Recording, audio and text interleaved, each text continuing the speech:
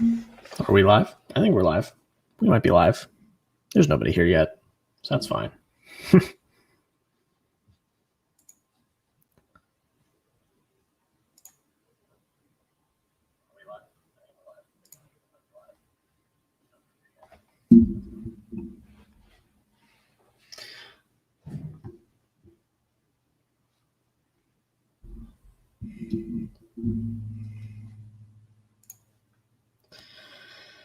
All right, how's everybody doing? Once you're in here, leave a hot comment. Say what's up. We're chilling.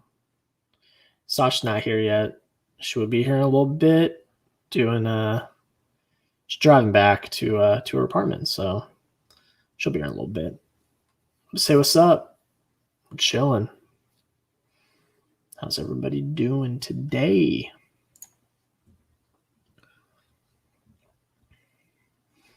And also, below on my name card, if you're new, sub to Fnatic Films.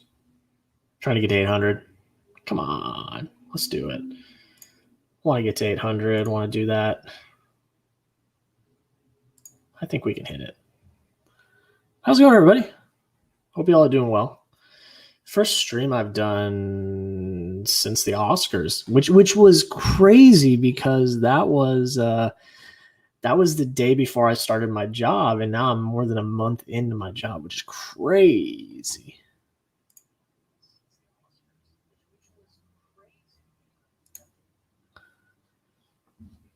So let me know. Leave a comment down below. Let me know how you're doing. I want to hear how you guys are doing. We're doing some testing tonight to get ready for our Loki series. Sasha's going to test her stuff. I already know my stuff's good, but I'm going to test the stuff. We're going to try it out. But come say what's up if you're here. Say what's up.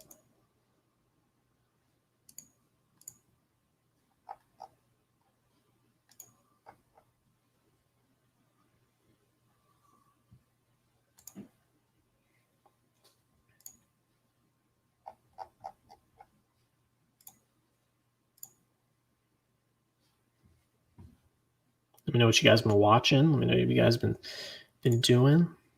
Let me know. I'm here to talk. Ask me some questions. Nobody's here. Fun stuff.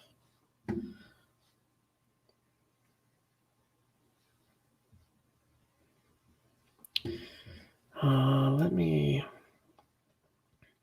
I doing here? Let me Instagram it real quick.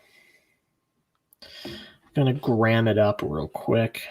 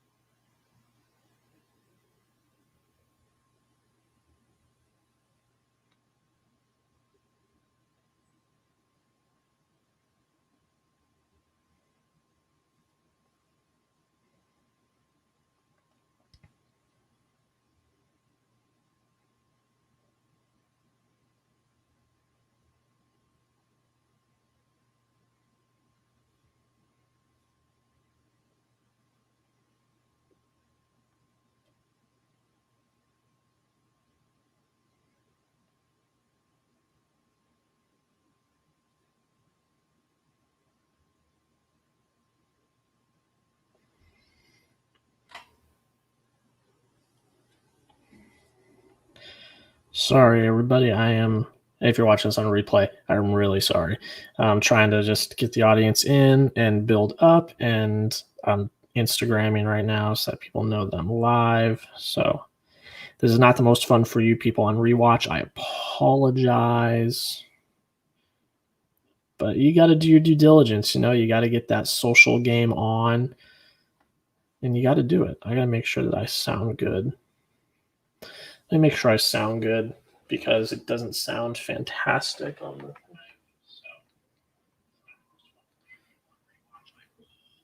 Yeah, I sound good. All right. All right. Hopefully, we'll get some people in here. Just Instagrammed it, tweeted it. I got banners. Let me see the banners. Oh, yeah. Anthony Hopkins. That was crazy. This was the last banner I had at the Oscar watch party. This was such a crazy moment. I just absolutely floored me. I was just crazy. Let me change this up though. I'm gonna.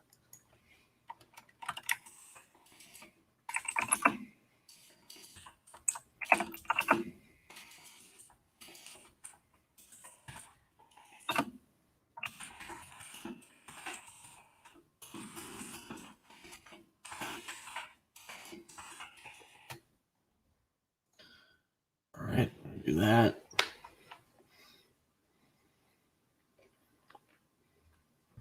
Or no, I'm gonna change that actually. I don't know.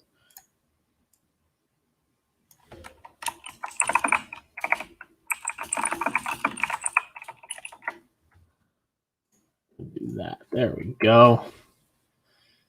Say what's up in the chat. Everyone say what's up in the chat. Let's have some fun tonight. It's my day off. Didn't have work today. It's my Memorial Day, because I worked on Monday, so today was my Memorial Day. Yeah. So we're chilling. Had a good day. How are your guys' days? If you guys are in the chat, let me know. Let me know how y'all are doing.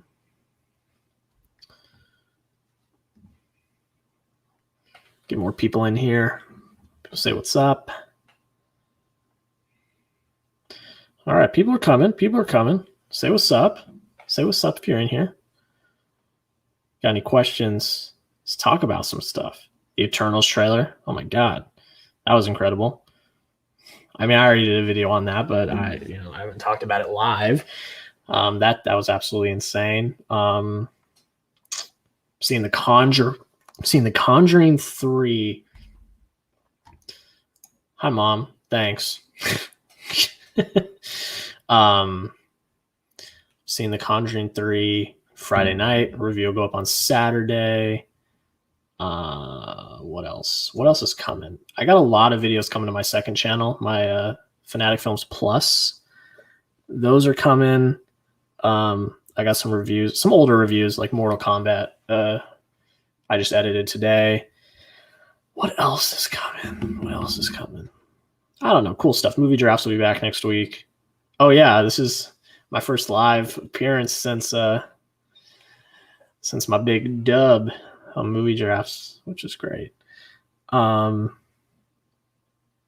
yeah, got some fun stuff coming. We got some really, really fun stuff coming. So let me know in the chat how you doing. Just let me know.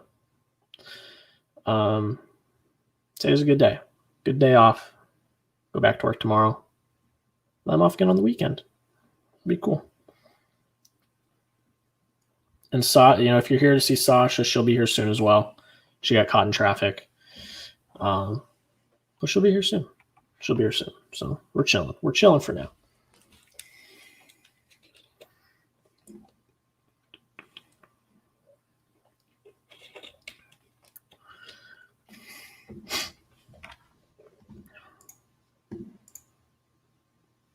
What else is going on in the world?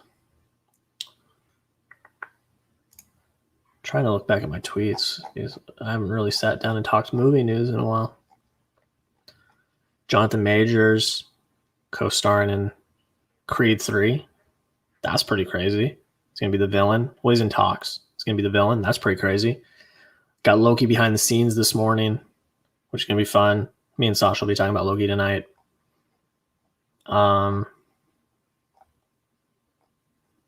Didn't get a Spider-Man trailer yesterday, which I knew wasn't going to happen. So that was fun. That was funny. Who legitimately okay. Like, I'm not going to get on a whole rant about this, obviously, but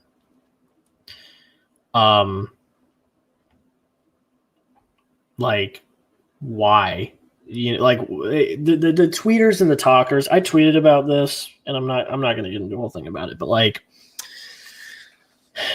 just do basic math, check your sources. Don't spread a bunch of hype. Just because something happened once doesn't mean it's going to happen again. Just because the Shang-Chi trailer was dropped on the day of the lead star's birthday does not mean that because it's Tom Holland's birthday that we're going to get a Spider-Man trailer. That's not how it works. That's not how studios work. That was just a coincidence. It wasn't a coincidence, but like it's just not how it works. So, and then you just do math. Eternals came out like a week ago, and that's a month before Spider-Man comes out. So if you do the math, you go a month, and then, okay, maybe in a month we'll get a Spider-Man trailer, because then that'll be the same time frame as Eternals. So if you do the math, you do the common sense, guys, what are we doing? And it's frustrating, because it's just like, if you just have a little bit of common sense, you know that these people are spreading all this false hope and hype, and it's getting people excited, and then people are getting disappointed. So it's like, that's the thing for me, at least. That's really like frustrating, because I don't want people to like have all this hype and like think something's going to happen when it's not, because, again, it's just common sense. So those talkers and tweeters, just basic journalism 101. Just check your sources, check the validity, see where it's coming from. So like, yeah. Movies and Trains Studios. Hello, what's up, man? How you doing? I'm going to go Blu-ray hunting tomorrow. Saw some of the Best Picture nominees are on sale. Should I buy them? I think they were Minority, The Father, and Judas. First off, Blu-ray hunting's awesome. That's like a ritual for me on Tuesdays now. Every time I come home from work on Tuesdays, I stop by Best Buy and see what's out. So awesome. Have fun. Blu-ray hunting's the best. I mean, it depends on your budget. If you can get all three, get all three. I got all three. I like all three movies. I think they're really good. If you had to pick one, personally, I really enjoy Father. I don't think it's for everyone, but personally, I would get The Father. But like, just the Father for me was, it's frustrating, because now the legacy of The Father is tarnished by what happened at the Oscars. And I'm not going to get into it a lot, but we all know what happened at the Oscars. So The Father's legacy is now tarnished. So that kind of sucks. But it's a damn good movie, and I would, highly recommend you check it out. So if you can only get one, I'd get The Father. If you can get all three, because they're all fantastic films. I also love Judas too. Judas is probably my second favorite of the three. So that's a very long-winded way to say get as many as you can get. If you can only get one, get The Father. That's what I would say. What's up, Aiden? How you doing? What Disney movies would y'all make that aren't remakes, but like origins or continuations and stuff? Like a former movie, but could be an origin of a character or a continuation. That's a good question.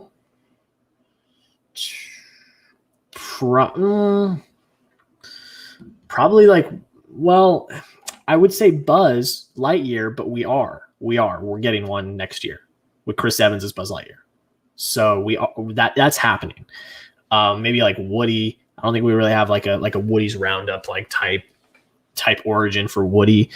I'm leaning more Pixar. I'd have to think about like actual Disney. I loved Cruella. I thought Cruella was awesome. One of my favorite live actions so far. Maybe Captain Hook.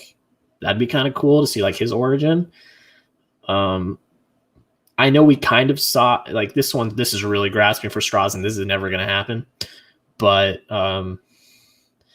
they kind of did this in the last Pirates of the Caribbean. We got some of Jack Sparrow's origin, but like a true origin story for Jack Sparrow, I think would be pretty dope. But that's not going to happen. That's such a long shot. It's not going to happen. But yeah. That's interesting. And Aiden says, that's why I asked 4 out of 5, 4.5 out of 5. I gave it 4 out of 5. If y'all haven't checked out my review already, go check out my review. No, I mean, it's a great question.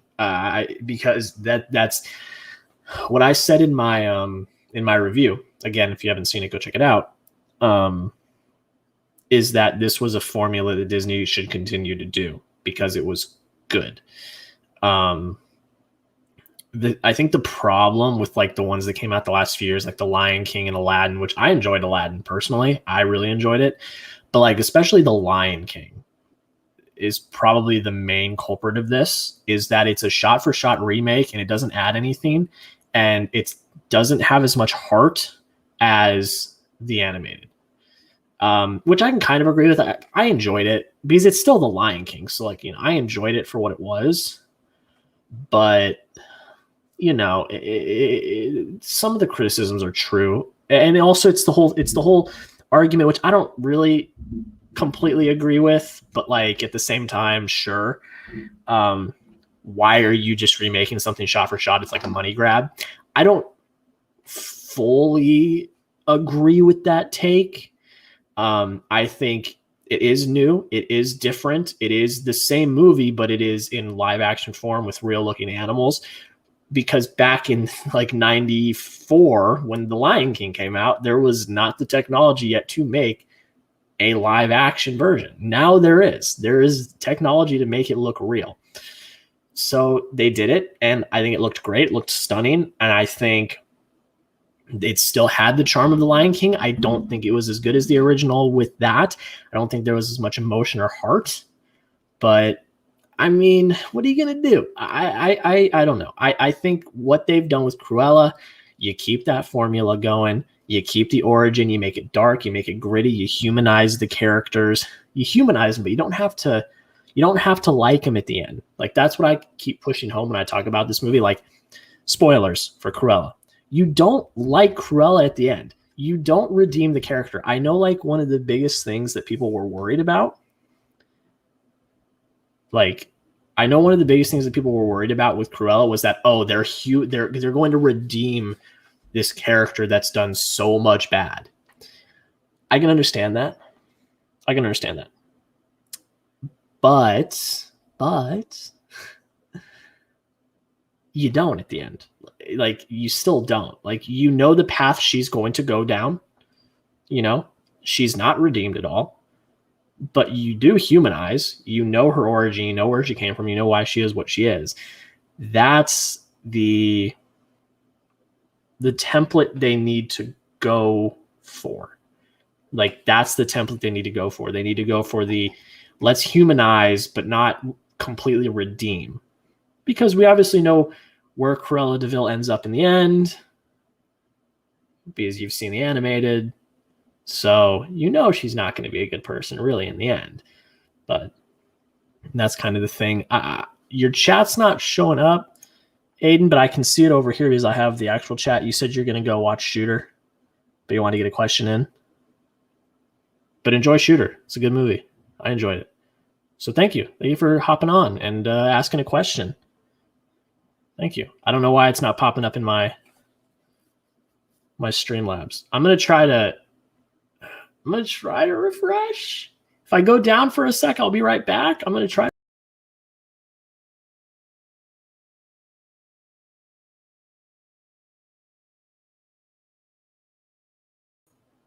Okay, I'm still here. I'm here. And the chat's showing up again. Okay, I'm back. Everyone, we're good. We're fine. It's okay. We're good.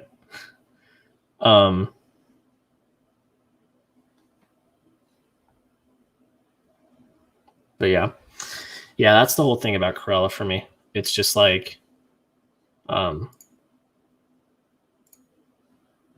know, keep that formula going, you know, and eventually it'll get sporadic. Eventually it will get not, you know, eventually it'll get like old and then just innovate again.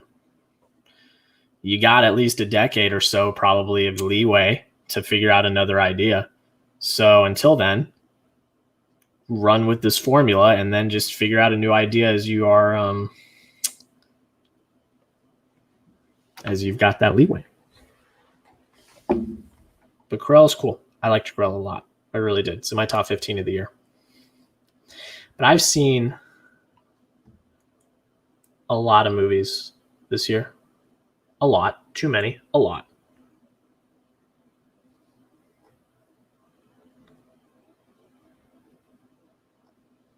So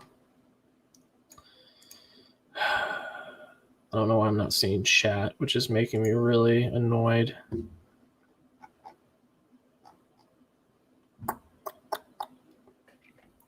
Movies and train studios. I can see your question over here, but it's not showing up in StreamYard. I'm going to answer it. I don't know why my chat's not showing up. I don't know why. So I'm still going to answer it though. So it says, what were you saying in your room tour? Your video image looks crystal clean. Okay.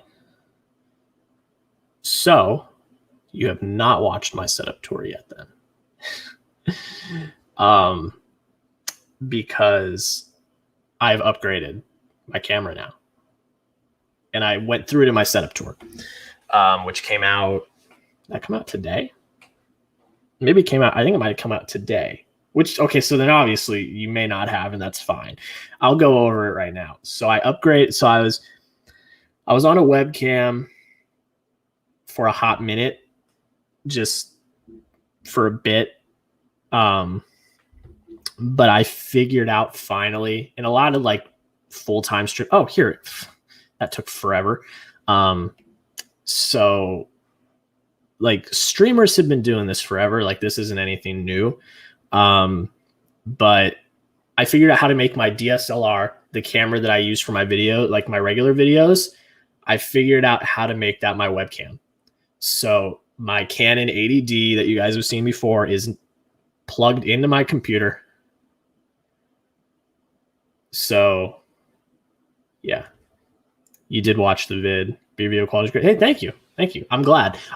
I appreciate that. I'm glad that someone has said that, because the first few vids I did, I was recording on Zoom, and that just, it doesn't matter what camera you have. I've learned the quality is just not going to be great. So I had to download OBS today, and I tinkered with that, and I figured that out today. That was one of the things I did during my off day, was figure out OBS, figure out how that works. So now when I record videos, I'm going to record them through OBS, and we will get the crystal clear stream quality for my videos. So videos like I think my Conjuring video will probably be the first one that is actually like crystal clear through OBS, which comes out on Saturday. But if I'm looking at my video schedule coming up, what's tomorrow's video? Is there a video supposed to be coming out tomorrow? Oh yeah, it's gonna be on my other channel. Oh, excuse me. Which, by the way, I'm gonna change this because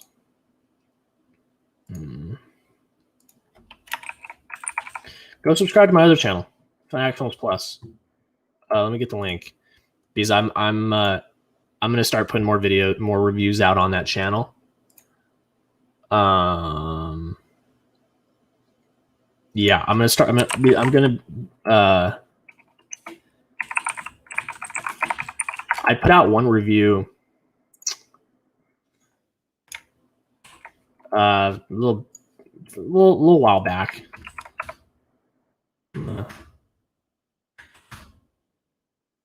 Put that in the chat. Go subscribe to Fanatic Films Plus, because I've got more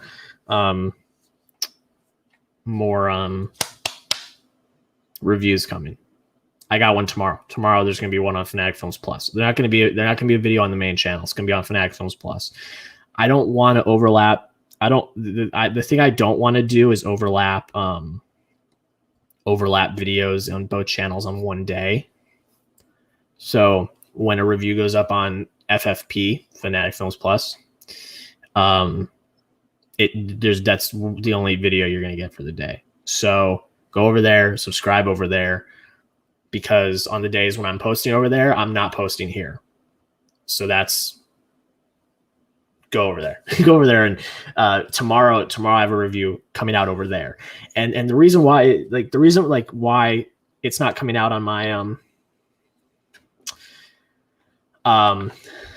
the reason why it's not coming out on my regular channel is because, one, either the review is of a movie that came out a while back, like a Mortal Kombat, which is a review that's going to come out next week on that channel.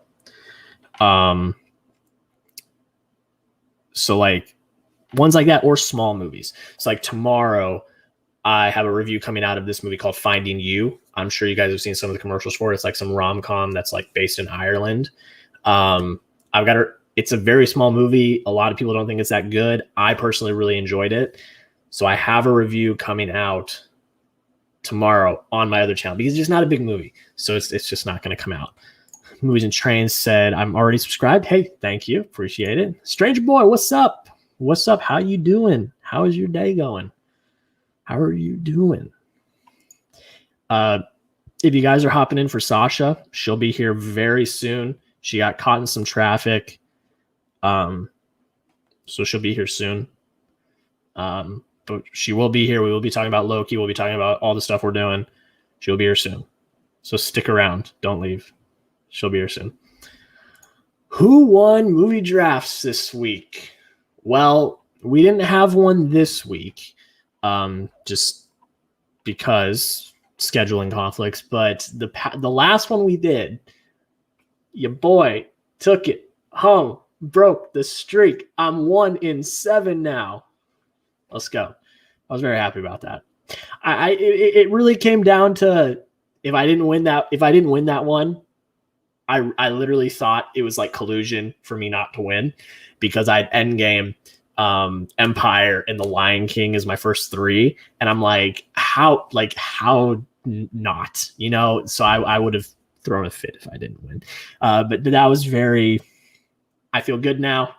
It's like hitting a home run or getting a base hit at the beginning of the season. Okay, you've done it. Now you're good. Now let's just move on. You don't have the jitters of getting the first one anymore. You're in it. You're good. Favorite baseball movies. Moneyball obviously is one of not only my favorite, but one of the best. I did a quick review for it on my TikTok. I made a TikTok. I have dove into that TikTok. I've been such a hater on TikTok for forever, but I finally made a TikTok. I don't have the link. I think it's just my name though. I'm pretty sure it's just my name. So it's the same as my Twitter, Jack Lauderay. That's my TikTok. So go follow it. So I did I called it a physical media review, because what I did was I put my collection up on a video, and I said, hey, comment what you want me to comment what you want me to review, like what you see on my shelf, what you want me to review. And so I've been replying to people with videos, doing that. So yeah, Moneyball, Bad News Bears, The Sandlot, Field of Dreams, Bull Durham. It's so many. Sports movies are great. I mean, there's always great stories. Fever Pitch. Oh my God, how did I forget Fever Pitch? Fever Pitch, it's based around the Sox. What are we doing here? That's great. Are you excited for Luca? Yes, I am so excited. I requested my screener today, so we'll see. Some people have already seen it, so that's why I'd already requested it like a month back. But the way that Disney works, sometimes you gotta do it closer so that they it works in the database. I don't know how it works. But yes, so I'm hoping I get my screener soon. I really am, because I want to watch it, because some critics have already gotten to see it. So I'm very excited for Luca. I think it looks great. I think it's gonna be awesome. I'm very excited. I think it would be awesome if you post movie drafts on Spotify as a podcast. I've considered that. It's very hard for me to keep up with that because it's a whole different thing. It's a whole different because I have my standard workflow. You film it, edit it, upload it, schedule the tweet, and then I make the graphic and schedule the poll. And that's my standard workflow. Once I'm done. That's a whole nother step. And the thing about it is I don't know how many people would listen. Like Movies and Trent, you may listen and that would be great. And I would love the support and appreciate the support. I just don't know if like an extra 45 minutes to an hour of work, like, is that worth it? You know what I mean? But I'll think about it. I'll definitely think about it. Bad News Bears recently got a Blu-ray release.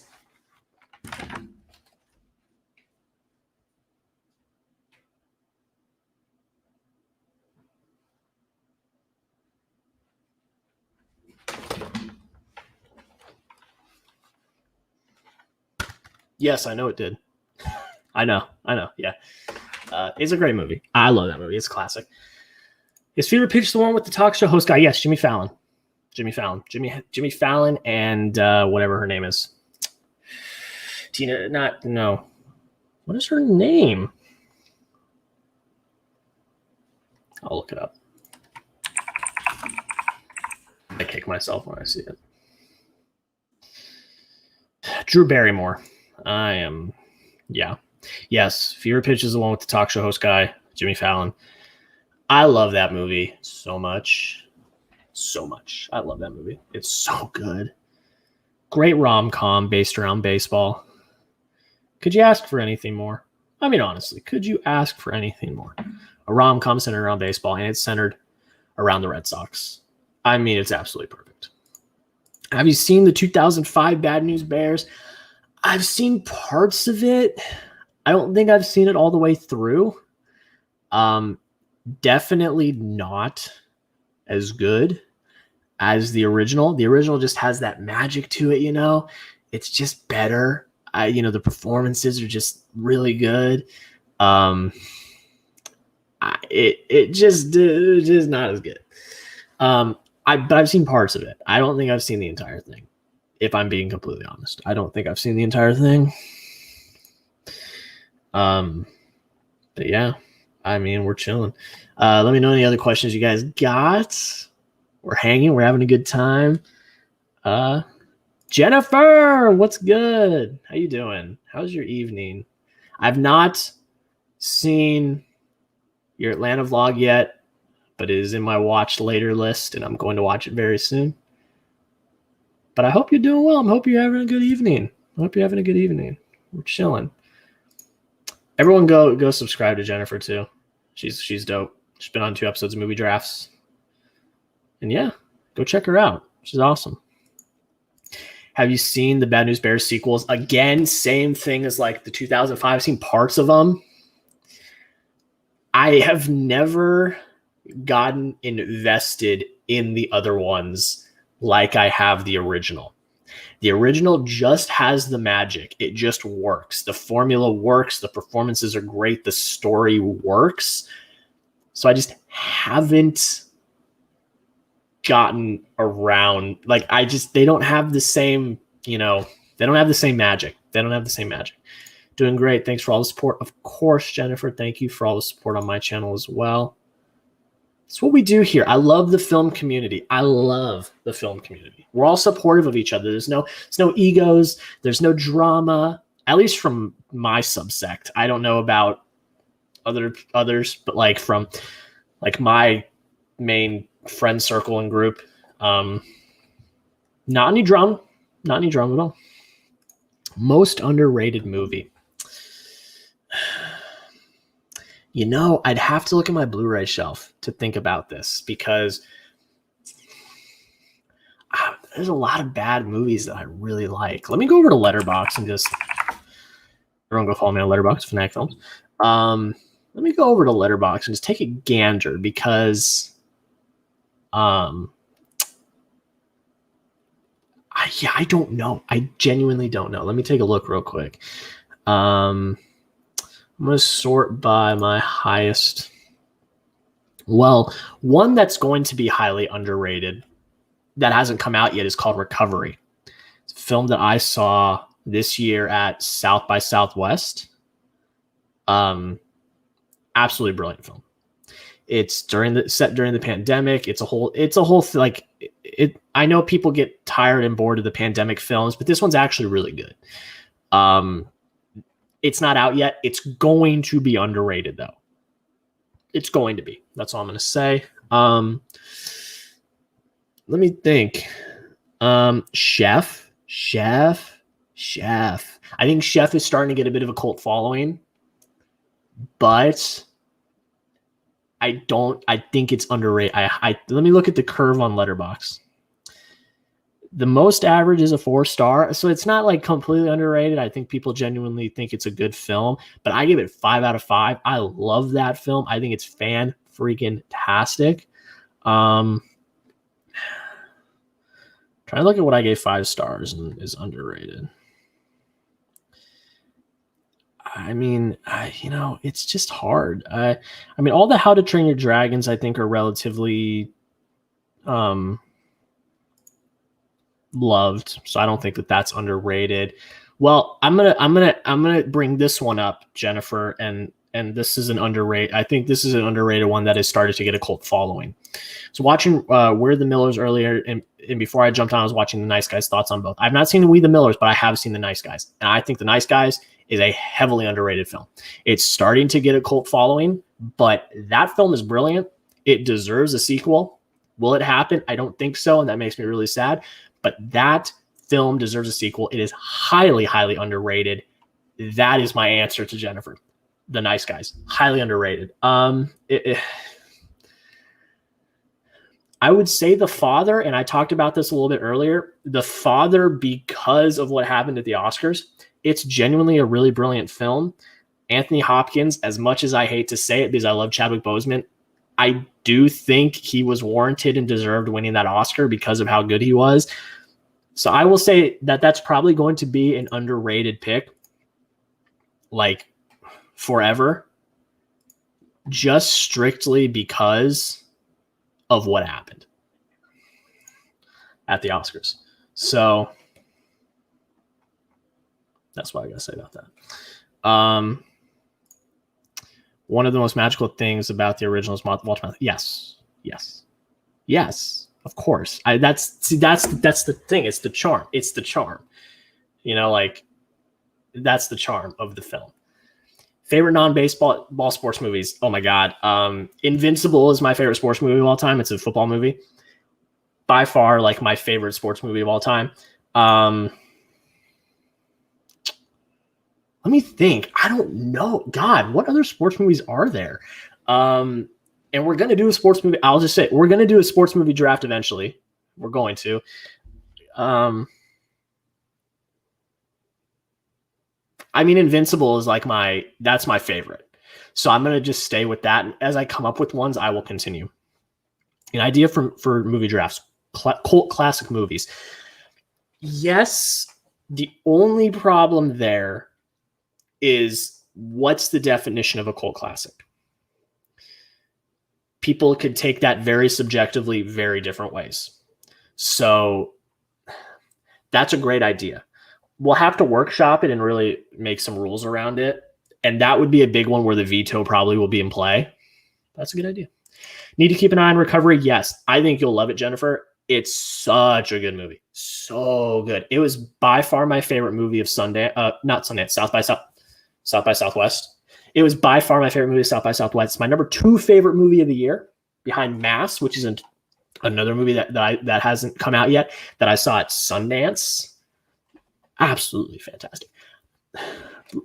I liked Recovery so much. So South by Southwest, you guys know, it's like film festivals. You have like 3 days to watch as many, well, not in person, but online. You had 3 days to watch basically as many movies as you could. So instead of watching another new movie, I watched Recovery twice during South by Southwest because I liked it so much. Chef has been on my watch list for such a long time. It was on my watch list for such a long time, and then I finally watched it. I I finally watched it over Christmas break. And I was like, I'm doing it. I'm watching it. And then that same day, right after I finished watching it, I bought the Blu-ray on Amazon. I went on Amazon, bought the Blu-ray literally right after I finished watching it. Also need to watch The Other Guys. Yes, so good. And just finished seeing The Father. Incredible movie, right? I mean, that's the thing. And I feel so bad because I know that it's going to get thrashed and it's going to be underrated because of what happened at the Oscars. I feel like Shane Black is being ignored because of The Predator. Maybe. I really liked Iron Man 3. That's a hot take. I really liked Iron Man 3. Thought it was a great story. Chris just started streaming. I'm going to go head over there. See you, man. Hey, see you, man. Just by the way, I didn't know Chris was streaming tonight. I had scheduled my stream last night, and then he had said that he was like, then he sent out his tweet this morning or his Instagram. So I didn't know. But you know, we're chilling. Chris is a good guy. So if you want to go over there, go over there. No hard feelings. Go hang out with Chris and Trevor. Good guys. I love them. They're awesome. Are you more hyped for Luca or Black Widow? Black Widow, 100%. You know me. I'm the MCU guy. Black Widow. Luca, I am very excited for Luca because it's Pixar. I'm very excited for Luca. I think it's going to be great. But it's been over 2 years since we got an MCU movie. Yes. So I Black Widow. And it looks good. Like, it looks good. It's the like the new trailers that have been coming out and like the promotional stuff looks good. I'm genuinely excited to see Black Widow. So, but don't get me wrong though. Luca looks good. And from the early reactions, I've heard that it's good. So I'm excited. Worst movie of the year so far. Let me look on. Oh, it's Locked Down. It's Locked Down. The one that came out on HBO Max with, yeah, that one was not good. It just wasn't. That's an example of a pandemic movie that was done wrong. Didn't feel authentic. That was an example of a pandemic movie done wrong. I did not enjoy that at all. I'm the same way. Bring on the MCU. Can't wait for Black Widow. I mean, so we've gotten Marvel content now. The drought's over. We got WandaVision. We got Falcon and Winter Soldier, and we're getting Loki a week from today. Which, by the way, the reason why we're having this live stream is because a week from today we're starting the Loki live streams, which is going to be great. Sasha will be on soon. Like I said, she got caught in some traffic, so. Actually, she just messaged me. She said she just got back. She's setting up her stuff. So she'll be here in a minute. So if you're here for Sasha, she's coming. But yeah, I mean, we haven't had the opportunity to sit in a theater and watch an MCU movie. We've just been watching it on TV, and that's as good as you can make. Like, I got my nice 4K TV. You turn off the lights, you enjoy it.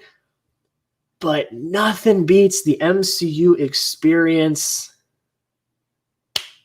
Nothing beats the MCU experience. That's what I'm saying. Just watched Army of the Dead for the first time this morning. What are your thoughts? Also, is it crazy that Inside is my favorite film of the year so far? Okay, so the first question, I have seen Army of the Dead. I really, really enjoyed it. It's not my favorite movie of the year. There are flaws. I do not think it's a perfect film, but I enjoyed it for what it was. If you want to see my full thoughts, I have a review out that went out about 2 weeks ago, which actually kind of popped off. So if you guys were a part of that, thank you. It's got like over 200 views. So that's pretty crazy. It's also got a lot of dislikes. So people were not happy about my Zack Snyder takes. But yeah, I really enjoyed that.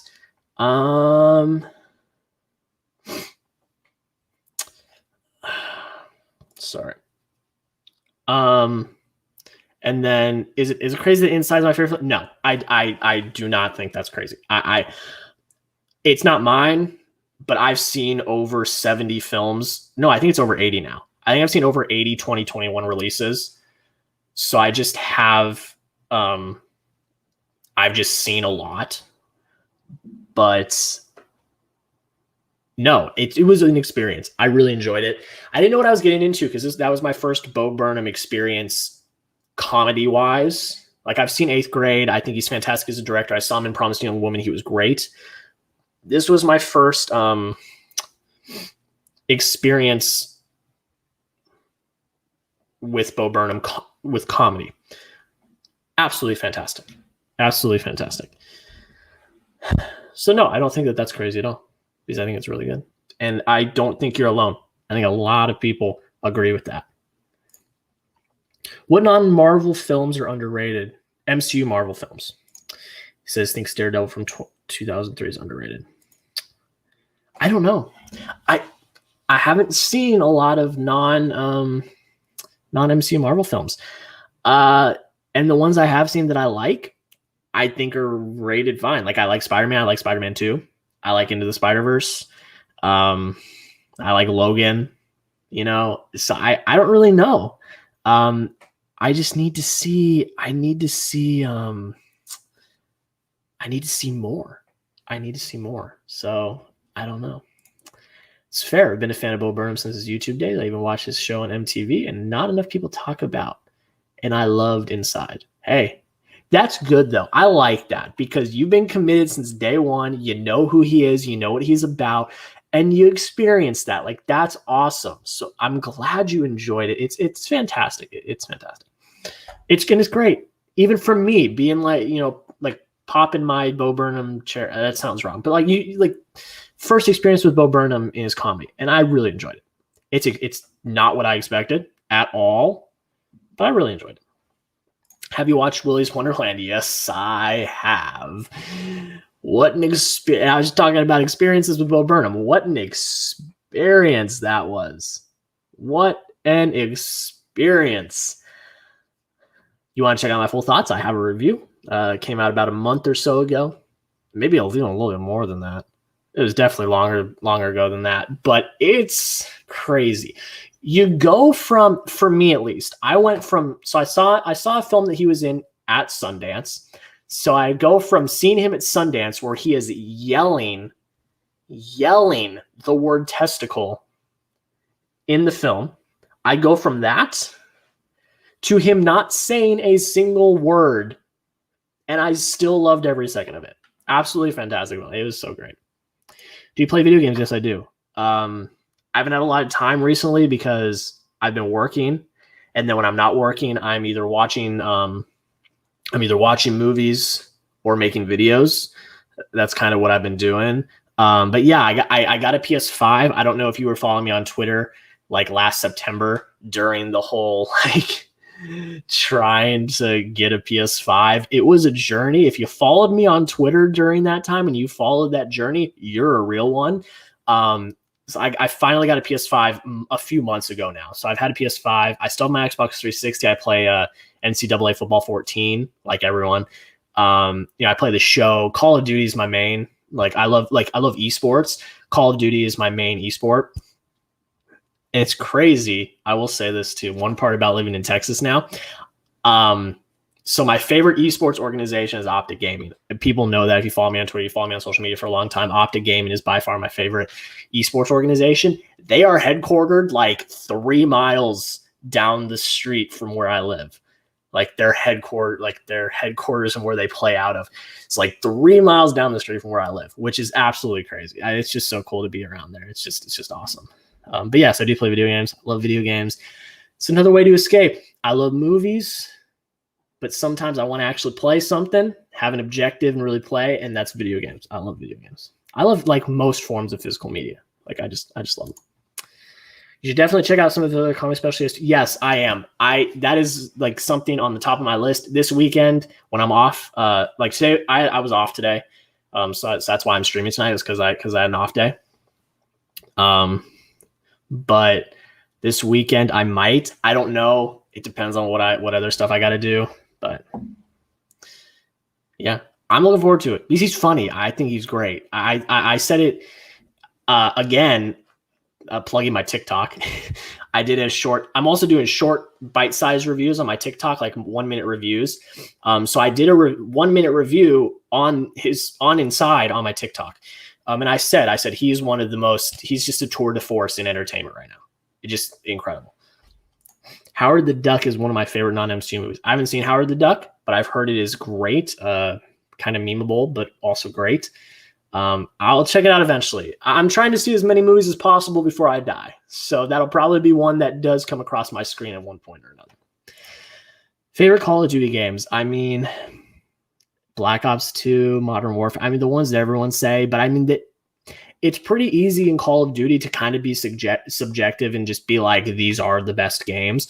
So like, Modern Warfare 2, Black Ops 2. I love the original Modern Warfare. I got a soft spot for MW3 because that was the first Call of Duty I played. I also really enjoy Cold War. That's kind of a hot take, but I actually really enjoy it. I've enjoyed playing it.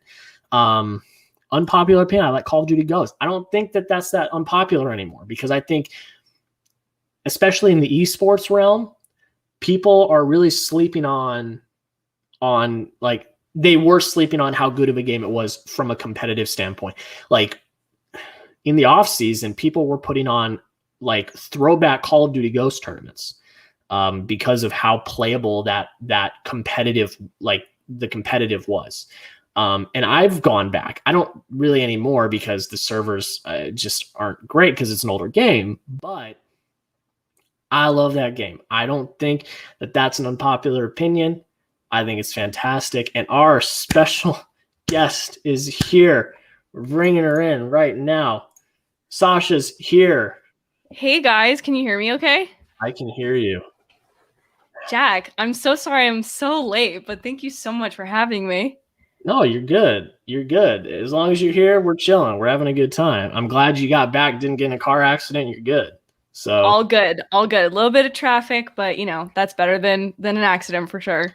Hey, that's traffic. That's just what happens. How are you doing? How's everything going? You're back. Back in Athens. I'm doing great. I am. I'm back in Athens. This is not my purple room. This is just my bland apartment room, but I'm doing good. Been just chilling by the pool at my parents' house for the past couple of days, and now I'm back here and gonna hang out with some friends and do some live streams and some YouTube, and yeah. That's great. That's great. And obviously, guys, if you're here, we are here today. It's like a symbolic, like, pilot episode of starting next week. We're doing our Loki live streams Loki live streams. That sounds good. I love that. That alliteration. That good. I like that. Yeah. So we're doing our Loki reviews, reactions every Wednesday night until Loki's over. I don't know how many episodes there are, but whenever it's over, then maybe we'll move on to the next show or something 6, like that. But people in the chat correct us if I'm incorrect. Yeah, so we're doing those. Those are going to be great. It's really just, one, an excuse for me to collab with Sasha more because she's great. But two, it's also a way for me to still review it, but not have to be up at 2 a.m. because then I got to work the next day. So it's going to be great. I'm so excited for it. I mean, I'll just ask you, Sasha. I know you're excited. You love Loki. I know how excited you are. I know how much you love him. I don't really know what this show's about. Like, I know what it's kind of about, but like, yeah, how are we feeling? Definitely. I'm super excited. I made a tweet yesterday just because they released some like behind the scenes featurette about how weird and wacky the show is going to be. And I think we all knew that with WandaVision, and that kind of blew a lot of our socks off. But I think with this, like, I'm so excited that with the TV shows, Disney Plus in Marvel are finally like going into like modes of filmmaking that I feel like the typical MCU like 2 phases ago would never have dreamed of doing. So I'm just excited because everyone knows, like, I love Tom Hiddleston. I think he is an angel on earth. I love Loki. He's the complete opposite of Tom Hiddleston, just chaotic. And I can't wait to see him and Owen Wilson together. I think that's where I don't know. Is it going to be more drama, comedy? Like, what are we getting here? Well, see, that's the thing that really threw me off because I'm sure that like on Investor Day or whenever, like I'm sure it was mentioned that Owen Wilson was in the cast. I completely forgot that he was in the cast. So when we got that trailer, I'm like, that's Owen Wilson. What is he doing in an MCU show? But then literally like a few, like, I don't know, like maybe a week or so later, Julie Louis-Dreyfus just shows up in Falcon and Winter Soldier. And I know, like, right? Okay, hello, we're getting just all the comedy now. So it's... Yeah, it really is so shocking. Like, I agree with you. Like, I remember Owen Wilson being announced to be in the show, and I remember like thinking like, oh, that's an interesting like addition. But of course, that was pre-Julia Louis-Dreyfus. So like this was clearly like their plan for phase 4 was let's get all these like comics, like you said. But I think like seeing him as Morbius, who's supposed to be this super like straight and narrow guy who I feel like Owen Wilson does not usually play, it's just really exciting. I know. I'm so excited. Have you seen, speaking of Julie Louis-Dreyfus, have you seen Veep? I'm sure you have. I have. I've watched a couple episodes, not the whole thing, but it's good. I love her in that. I've seen the full show. Oh my God. It's just something else. Just wait. Just whenever you finish it, let me know. Just wait. It's so good. It's just brilliant. But yeah, I mean, is that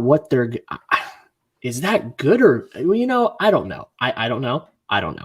I have no inside information. It's interesting. Like, I don't know. I agree with you. Like, it could go really south because I think there's certain times when the MCU seems to, in recent years, choose to bring these really like pretty well-known celebrities into a world that like the characters of the MCU are known for their MCU characters. You know what I mean? And so like to bring in like Elaine from Seinfeld or Veep, like you're bringing in that other stuff. And so I'm interested because she's supposed to be on Black Widow. So I feel like we'll see more of their direction, but I also feel like post Endgame and post Infinity Saga, I feel like we kind of do need some comedy. Like, especially when Winter Soldier could get as dark as it did and then she showed up, it was like, okay, we're not going Thor Dark World here. Like, yeah, for real. I mean, I think now that they did Infinity War and Endgame, they're like, all right, we're gonna do whatever the heck we want. Everyone will still watch. So it's like I think they're gonna toe that line, but then I also think they are gonna have the safe plays. So it's like, I definitely don't think Eternals is gonna be this big comedic fest. I think it's gonna be pretty serious with its comedic moments. But then you'll get like Loki, which I think will be a little more wacky and funny. You get Julie Louis-Dreyfus throwing in some funny, quirky like lines and stuff. And then, of course, we're going to get whatever the heck Thor Love and Thunder is with Taika Waititi and Chris Hemsworth. And that's just going to be a freaking ride. I like That's going to be insane. That's going to be Ragnarok on steroids. Oh, my God. Are you kidding me? Just the logo alone is Ragnarok on steroids. It's just going to be so good. Gavin Agost says, I need to watch Veep. I've been watching Curb Your Enthusiasm. Her cameos in that are fantastic. She's a TV legend. I mean, she's just a TV legend. And I'm very excited to see her in the MCU. I think that'd be an understatement to say that I'm excited. I think everyone's excited that she's in the MCU. I think too, like it's interesting, like you said, she's a TV legend. And then you bring her into the MCU, which everyone says, if you really look at like what technically television is of like a serialized narrative, like she's the perfect addition for the MCU, as like it kind of comes out of nowhere, but it's like, all right, makes sense. And I don't know, I love her like hoops and her whole purple hair look. Like, I'm so into that. I know. I'm just thrilled. I'm just so excited. But yeah, everyone, leave your Loki questions and predictions down in the chat. We'll answer those. We're still gonna be here for a while. I mean, it's only 8:00 here. I got plenty of time. Absolutely. I need the people who go ahead, Jack. Sorry. Well, I was gonna say, I don't know if you got a hard cut or not. If you gotta go, you gotta go. We're good, but nope, I'm chilling. I'm good. I don't have a bedtime anymore. I'm a big boy. My mom's in the chat though. She may say differently, but I am a big boy. Can't argue with mom. I don't have a bedtime anymore. But I was gonna. Oh well, okay. I mean, I need to really just bring up the elephant in the room real quick. I was gonna say this right when you came in, but then I completely spaced because I was talking about Call of Duty. Sasha. Congratulations, 1,000 subscribers. Thank you. That is so much. Absolutely incredible. So insane. The growth on your channel. Oh my gosh. It's like a rocket going to Mars. Absolutely incredible. So congratulations. I'm You I'm deserve it. fall off the rocket. Thank you so much. I think if y'all aren't subscribed to Sasha already, go do it now. It was gonna happen, and I'm just happy that it did, because like I said, no one more deserving. I think your content's great. So thank you so much. So yeah, I wanted to get that out there because that's awesome. But Loki, man, I'm excited. Oh, here we go. Jennifer is here still. Jennifer. Guys, just thought of a great category for movie drafts. Foreign movies. That's a great category. Here's the problem. What is the problem we have fallen into a lot lately in movie drafts? Oh, I have the answer. Answer. Sasha. Thank you. Yeah. A little something called, I haven't seen that. Never seen that one. It's on my watch list, but I haven't seen that. And unfortunately, and I'm trying to get better at this personally with like the Criterion Collection and stuff like that. I just haven't seen a lot of foreign films, and I don't even think I'd see enough to really fill out my own draft board, because like I've seen Parasite. Everyone's seen Parasite. That's probably going to go number 1 overall. Okay, so now I've got like 3 other ones, and that's not enough to fill out a draft board. I love the idea. We may come back to that in the future. We'll need to dedicate ourselves to like saying, has everyone seen at least 5 that they can pick, or know of 5? Because I feel like for me, like Parasite would obviously be the first one. And then it would be like the 4 French movies I watched for my film studies minor. And and then maybe other Bong Joon-ho films. And that is where, like, I hate to say that, but that's kind of where my list stops. No. I'm the same. It's like Parasite, like Train to Busan, Come and See, which is this old Russian war movie that's just brutal, but I watched it because I'm crazy like that. I can't even think of another one, if I'm being honest. Like some of the ones I know from recent years that I just have never seen, like there was it was called Cold War. I don't know what country it was from, I haven't seen but it's like there's Poland or something like that. And then like, my list would be very short for that category. Yeah, I've gotten better. Like this year, I've been a little bit better, but the only reason why is because of Sundance and South by Southwest, because some of the big films were just foreign films. That's just what they were. But yeah, and it's just, if I want to consider myself a cinephile or anything, like I just need to get better at it. I need to watch more foreign films because there's not just blockbusters and MCU movies and stuff like that. That's just not how it is. Jennifer says, "Hey, Sasha." Hey, Jennifer. She says, "I'm guilty. I haven't seen that Train." I don't know if the Train to Busan movie that the Train to Busan. Yeah. It's a good movie. She hasn't seen The Town either. Sasha, have you seen The Town? Literally, I knew this was going to get asked tonight, and I haven't. It's actually a movie I'm considering watching after this, whenever we wrap this up. So I you know what? I need to make like a promise to everyone here. By next Wednesday, by the time you see me, somebody ask me next Wednesday, have you seen The Town? And if the answer is no, deduct 5 points or 1,000,000 points or whatever it is, because it's been 2 weeks now since I said I hadn't seen it. We'll just keep a random point system in our Loki live streams. We'll keep it up here, and then Sasha will just be I'll be at 0, Sasha will be at like -5. Yeah, and then like someone will ask me later, and it'll just keep going down. I think that would be fun for everyone watching. We'll just keep a tally. Just badger me until I've seen it, and everyone's seen my Letterboxd review, and then they can be like, "Okay, we'll leave you alone." Hey, I'm the number one. I'm the number one of that, but that's because I was the only one in that draft that had seen it. Jennifer, some of my personal favorite foreign films are The Handmaiden, Parasite, Pan's Labyrinth, The Orphanage. I've only seen Parasite. Heard of 2 of them. Pan's Labyrinth, kind of from what I know about it, that and the Cats movie, that would be on all the like Disney like when you would watch a DVD back in the day and it'd give you like trailers for the movies before you'd get to like the main menu. Those terrified me, so I don't know if I can bring myself to do it. Yeah, I don't know. She said, "I gotta go, guys. Awesome stream. Hope you have a great night." Bye, Jennifer. Bye, Jennifer. Have a good night. Thanks for stopping by.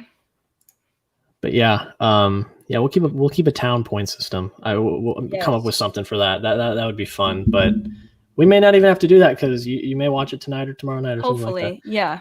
I'll try to. But yeah, guys, leave Loki questions, Loki thoughts down below. We'll talk about those. Any other questions? Yeah. Oh yeah, I got fun news coming up. It's not confirmed yet. I'd say it's 95% confirmed, but I got days off in September. And I might be making a little trip out to sunny California to go to Disneyland and check out Avengers Campus. So I'm pretty excited for that. Wait, we have to talk about that because have you seen there's a restaurant and I read like a Disney blog article about it of like the $100 after sandwich. Hank You're talking Pym. about the $100 sandwich or whatever? No, the Hank Pym restaurant that's like Pym Industries. Yeah. But there are these like, I think they have like different beverages that you can get in like a Pym beaker. But then they have like testers that are like Ant-Man sized. Bro. Which the branding is just so good. This is why I'm so excited because like the thing I love about Disneyland so much is like the attention to detail with everything. Yes. So like, okay, we're bringing the MCU into Disneyland. We're getting our own land. I am overjoyed. Because when this is a bit of a flex, but whatever. When in 2019, I got to go to Disneyland Paris. And it just so God above, I don't know what this coincidence was, but we were there during Marvel month. Like it was just the month of Marvel there. So like, and it wasn't even full on. It was just like, oh, the characters were there. They had like a show. They had like, if anyone goes on my Instagram and they see me posing with an Iron Man statue, that's where I am. But like, even then I was like, oh my God, hold me back. Right. Oh mind blown that it was even there. And it wasn't even anything so spectacular. This is an entire land dedicated to the MCU. It's Batu for MCU fans. I am so excited. I'm so excited. I'm so jealous because have you been to Batu? Oh yeah. Star Wars. Okay. I have not been to Galaxy's Edge. I have not been the last time I was at Disney World because that's the one that I've never been to Disneyland. People don't be mad at my, okay. The last time I went to Disney World was right when they had announced that they were adding the like Toy Story, like expanding Toy Story Mania and adding that stuff and then building Galaxy's Edge. And at the time, I don't even know if it was like called Galaxy's Edge, but like I want to go so bad. And like I had a friend bring back like the Coke cans are like those little like I don't even know, like a canister of something. Yes, that. And I'm just like the attention to detail. I agree with you. Like if I could not do like anything with like TV, movie, film, that's what I would want to do. It would be like work for Disney doing that like detail stuff. Oh yeah. Because I think that's what makes Disney specifically so good. And I think the only other place, and I've yet to be there too, is Wizarding World of Harry Potter. I've heard that they're very it's detail focused too. Sick, yeah. I've been there too. It's pretty sick. Yeah, and then you get cool merch like this, which is my goodness, it's just amazing. So I was one of the people that bought a Legacy lightsaber. That's amazing. I got the Skywalker one, and it's lit, literally. But no, the reason why I bring the Skywalker lightsaber up is because the only reason I'm going is because I'm saving money for my paychecks to go. And then I'm saving money because I want to get one big souvenir. So I had heard rumors about one, and I'll get to that one in a minute. So I was either going to get a Kylo Ren Legacy lightsaber because his is sick, or I had heard rumors that they were selling. There's going to be a new store opening up. It's a store that used to be just cast members could go shop and like guests of cast members. And like, I think it's like this week when Marvel Land is opening like this weekend or something. That store's gonna be open for like anyone. So like anyone can go and look at it. So someone got early access, got to go check it out. They are selling Iron Man helmets that you can wear. And they're Oh not my like goodness. cheapy. They're not like cheapy ones. Like, you know, the ones that you see that you could like they're like the, you know, like the really nice, real looking ones. I'm finally buying an Iron Man helmet. I'm doing it. That is amazing. That I'm is going to doing be it. something that's going to look so sick, like on a shelf. You know what I mean? Like, It's going right. I'm moving my record player. Sorry, record player. oh yeah, Iron Man helmet's going right here. It's just where it's record going. player who when the Iron Man mask comes. Yeah, I mean, who needs that? But I'm very excited about that. Potentially maybe going to LA for a day. I want to find the spot where me and Sebastian do their dance in La La Land. Oh, absolutely. I that's the one thing I want to do. I was talking to my mom today because if I'm gonna go, my mom and I are at least my mom and I are gonna go. Maybe my mom and my dad and I are gonna go. And it's gonna be for my celebrating my birthday because it's in September. My birthday's in September. So I was like, if we go into LA for a day, that's the one thing I want to do. So I want to go there. But that's gonna be exciting. We got a question. Star Wars questions? Question mark? Yes, we'll take Star Wars Spider-Man. Spider-Man questions? Yes, we'll take Spider-Man questions. What do you think No Way Home will be like? What do you think the cast will be? Great questions. This is a great question. Question 1, I have no idea. And I am happy I have no idea. I am happy I have no idea. I'll answer the second one real quick, and then I'll let Sasha give her thoughts. What do you think the cast will be? Tom Holland will be Spider-Man. You got Zendaya. You got, I don't remember his name, Jacob something. Will be Ned. I can guarantee those. That is a safe bet. That's a very, if I wanted to be a betting man, I would say that those three are definitely going to be in there.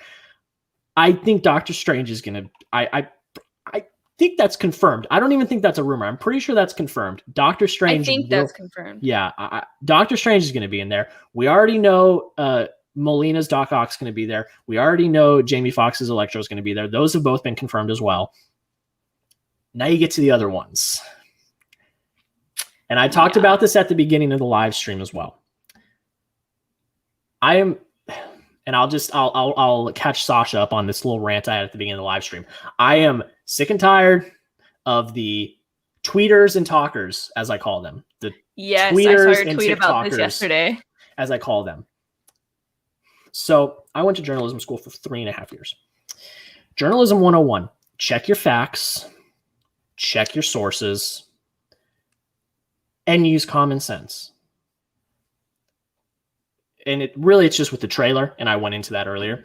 With Maguire and Garfield and Willem Dafoe and all of these others, could it happen? Yes. Would I love for it to happen and we have a Spider-Verse? Yes. I would love that. I don't know, though. I don't know. We'll see. I don't know.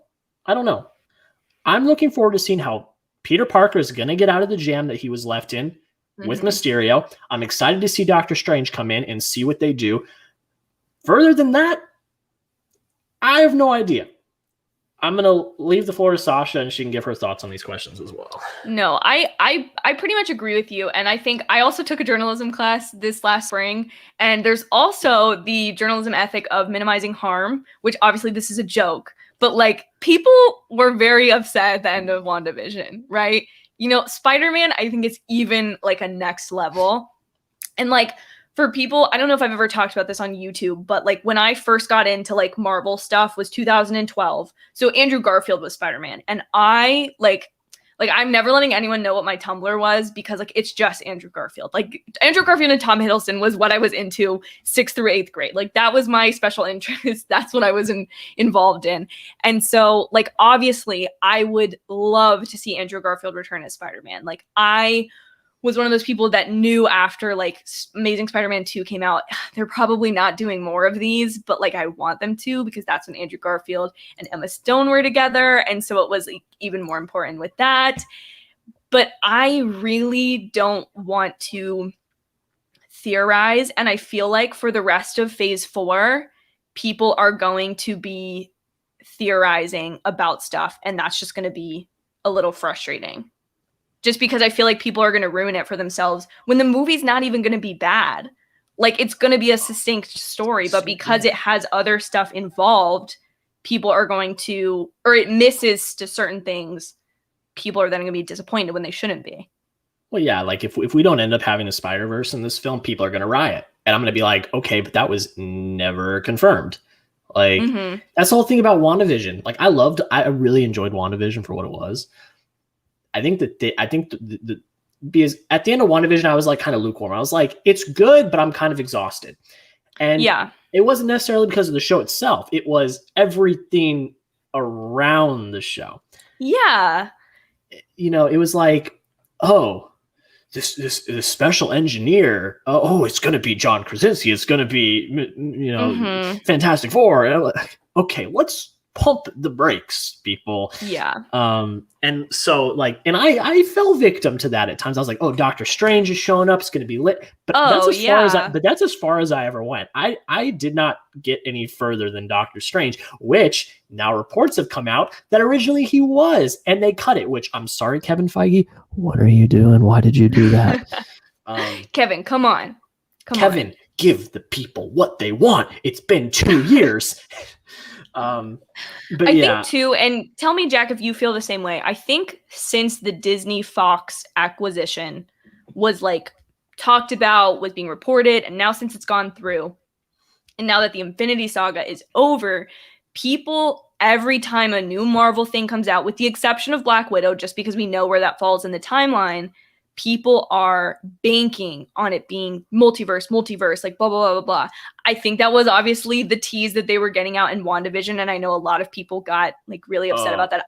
Somebody that I kind of thought it was like, I was like, okay, they're messing with us, but people have not learned their lesson. And I'm not trying to like call out anyone who's watching now being like, oh, she hates people that theorize, because like I'm that person. I love know theories. That it's great. It makes stuff more fun. That's what a universe like this is made for us to do.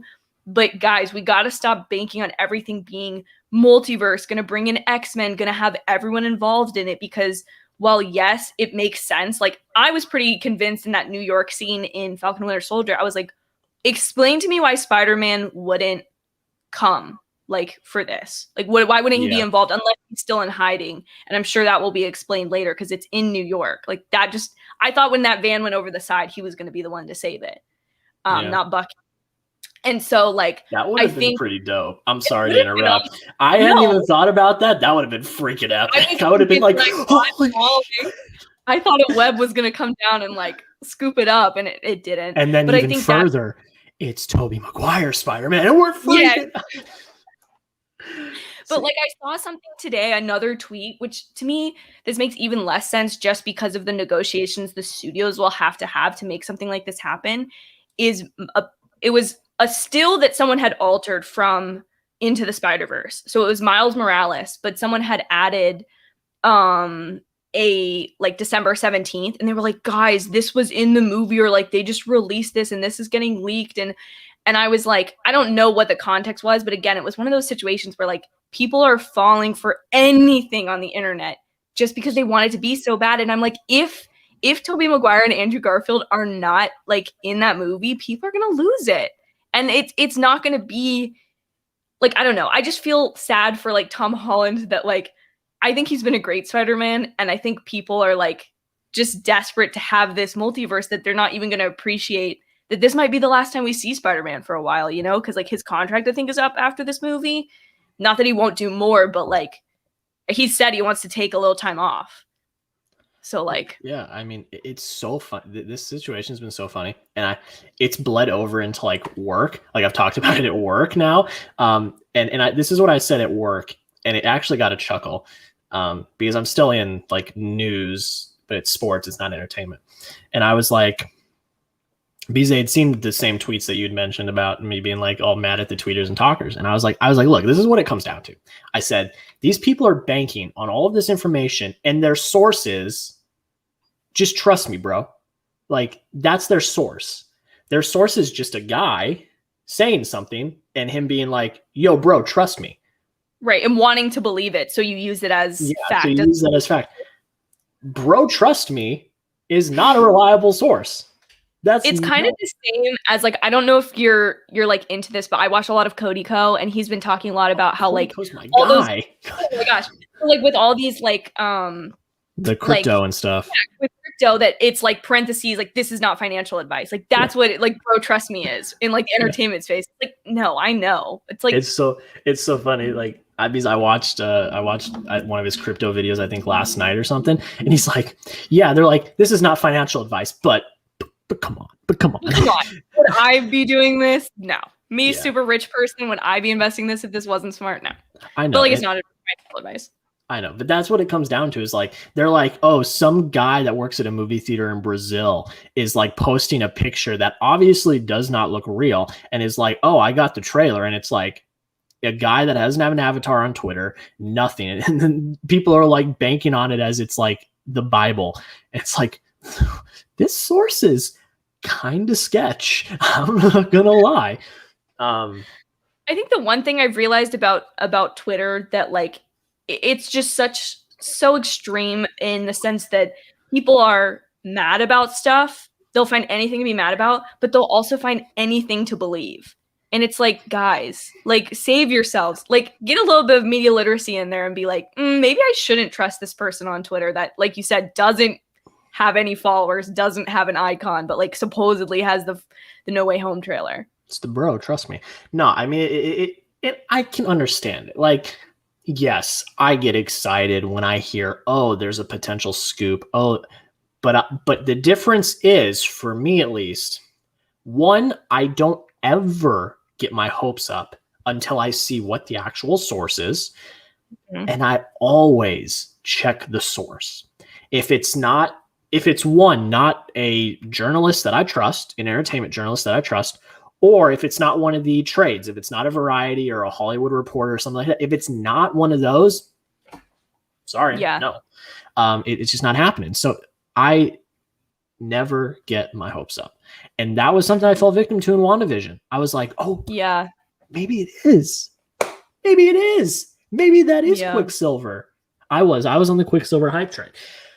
I'm never gonna do that again. Definitely, I wanted it to be, I love Pietro Maximoff in the MCU. Like, I also like Quicksilver in X-Men, but I was definitely like, Pietro, I loved him. And so I was desperate for them to bring back Aaron Taylor Johnson and have it be somewhere in the multiverse of like, I don't know, somehow he survived. Like certain characters, I'm like, no, they're dead. Like they need to stay dead. But like I'm like, it's like a different universe where he would have survived. Yeah. Which now he's going to be in the universe where he's Kraven. So, you know, that's a little confusing, but like you really want to send Wanda on a, you don't want to open that up again. Seriously. But like, no, I do think I definitely learned my lesson with WandaVision because I still think, Loki, I will like more than the other two just because it's Loki. He's one of my favorite characters, but I definitely still really enjoy WandaVision, but I just think it got so much hate initially because I don't know, like they were both playing, the Marvel and the studio and Disney Plus were trying to play into fans' theories, but fans were also like buying into it. And I just don't want Spider-Man to be the same way.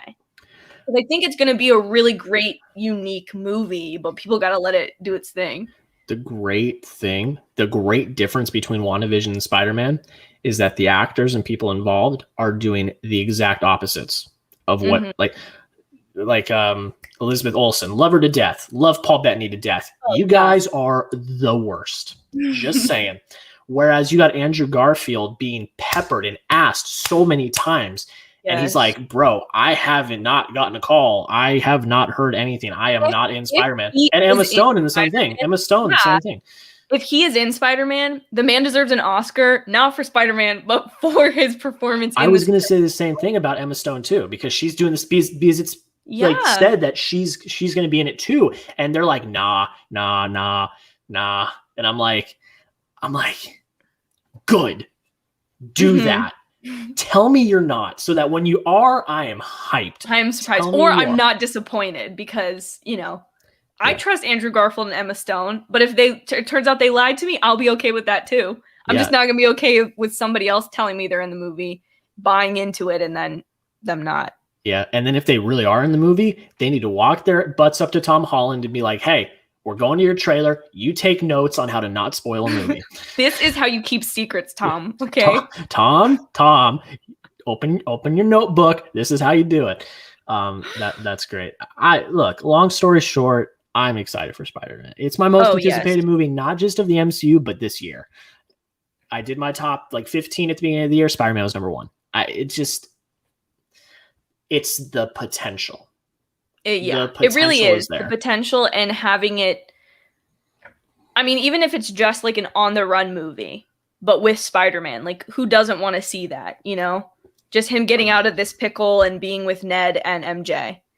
Yeah, and that's the thing is even if it wasn't all of these rumors, it would still probably be maybe not my number 1, but in my top 3, because I just want to see what happens. Like, like they left us literally on the biggest cliffhanger, biggest cliffhanger.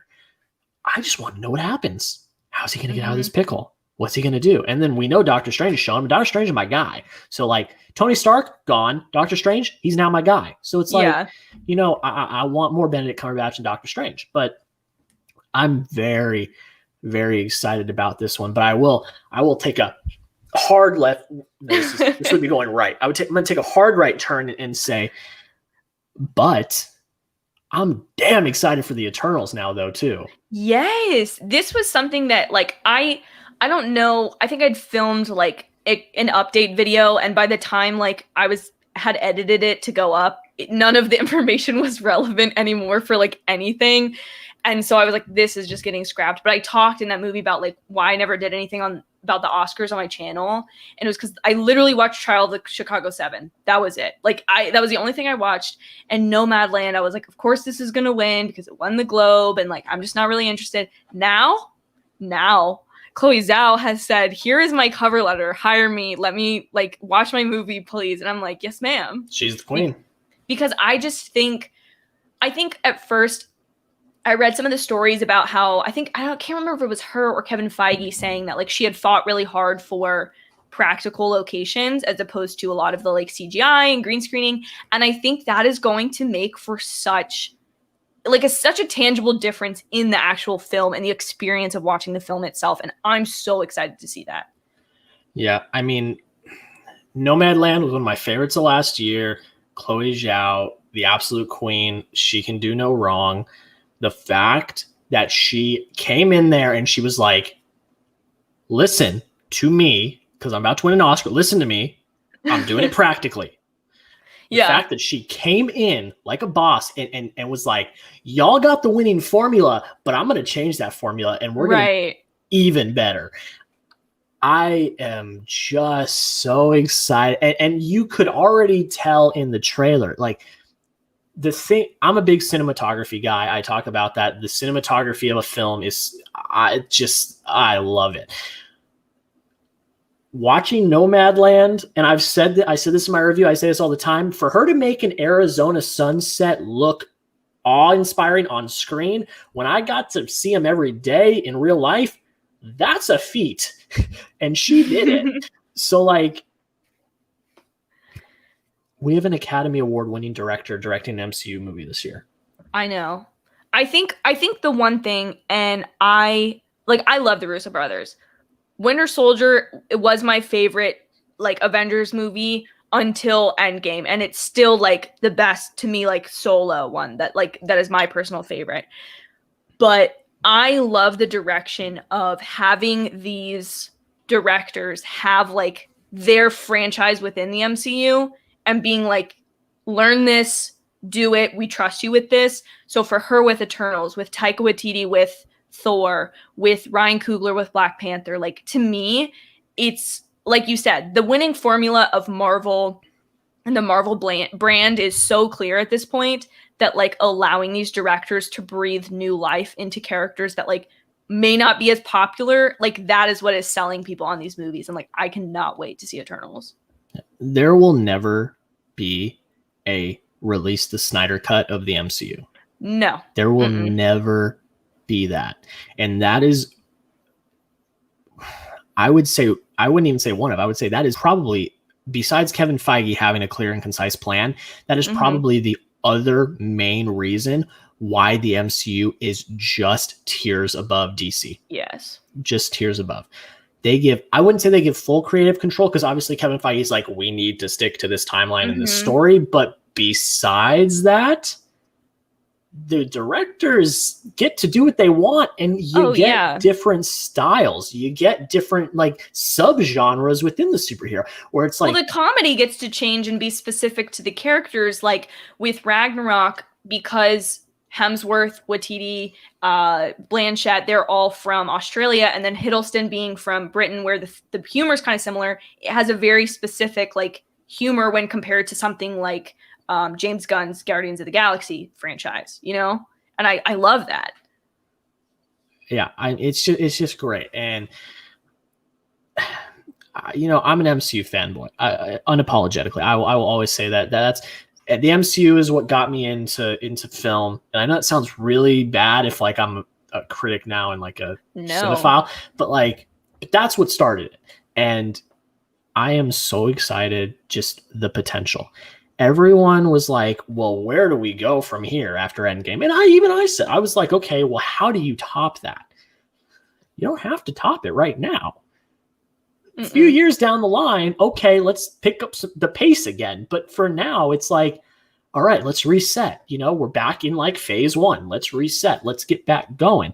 And I was listening to a podcast, and you just mentioned this as well. And I just wanted to bring up this point as well. And just, so I was listening to a podcast, and someone was breaking down the original Iron Man. And the thing that they did, like, to lead off your franchise with Iron Man, a hero that was a B-list hero, one that not a lot of people really knew. You know, he had some comic runs, but he wasn't that successful. But then he's just the man. Bringing in Robert Downey Jr., bringing in Jon Favreau. Like, you're bringing in these characters that people know nothing about, and now we love them. The Guardians. Like, this was before my time, but like the stories I've heard are like, when the Guardians was announced, people were like up in arms. Like, what is this? Talking tree, a raccoon? What are we doing here? And now there's some of the most beloved characters in the MCU. Yes. You know, like Guardians of the Galaxy is a lot of people's favorite MCU movie, the first one. So the MCU's got that formula, and I'm just so excited. I'm so excited for Loki. I know. I think, and I've seen a lot of tweets about this, and I have to agree, but I also, maybe I'm just more center focused on it because of this and how much I'm so excited for the show. What do you think Marvel's strategy was with this? Because I feel like with their, what am I trying to say? The promotion, the marketing for the show, I feel like it's nothing compared to what WandaVision is. I don't even feel like it's as strong as what they did in the week between WandaVision and Falcon and Winter Soldier. I feel like I've seen featurettes and I've seen stuff, but I'm obviously like more zoned into it. But I haven't seen like as much as I feel like I did with WandaVision. So I think that's a really good question to ask. And I, you know, obviously I don't know, obviously, because I don't like work for Marvel or anything, but I think if I were to give my take on this, I think WandaVision, there was a lot, because one, it's the first thing we were getting. That is true. They needed to get the hype back. It had been almost 2 years since we had seen anything MCU. So they needed to get that hype back. But if you really think about it,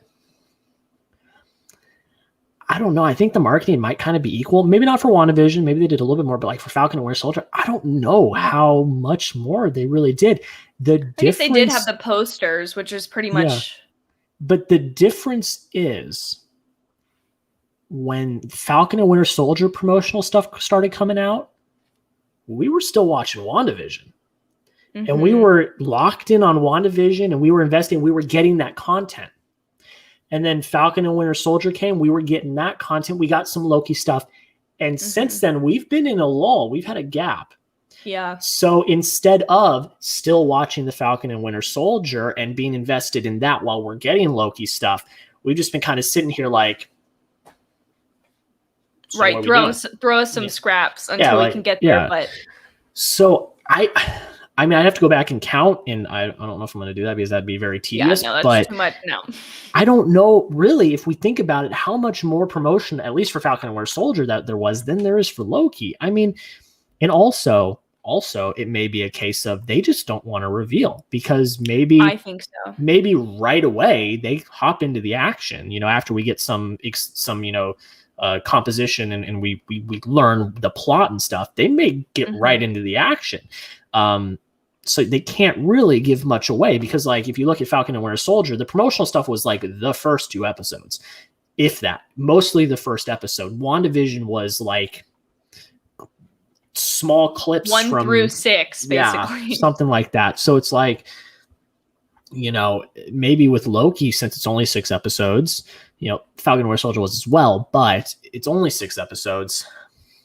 Can you really risk giving too much away, especially with something like Loki? Yeah, and I honestly think too, like, I'm almost kind of glad there's not as much, just because everyone's major gripe with WandaVision, or one of the gripes with WandaVision, was the like retro comic accurate costumes, right? Obviously that was played up a ton. But then we get to the episode and we're like, they're not even together this episode. Like, they're barely in their costume sort of situation. Like, that's not the center focus. And then with Falcon and Winter Soldier, I didn't feel like this was maybe as egregious as the WandaVision, like using future episodes and kind of ruining things, if you will, was the shield. We don't see that until the second to last episode. Right? Or the last, I can't remember which one it is now, but like where they're training in Sam's front yard in Louisiana with the shield. Like, that was the first image we got when Disney Plus was like, your first 3 shows are going to be WandaVision, Falcon, Winter Soldier, and Loki.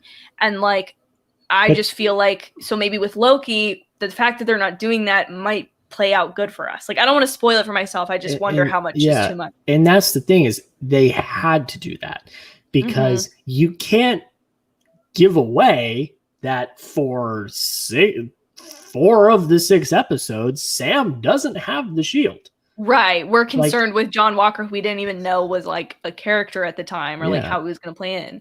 Yeah. So you I don't want to say they backed themselves in a corner. I thought the promotional material was really good, because when in episode 1, when he's giving her the show, I'm like, what are you doing?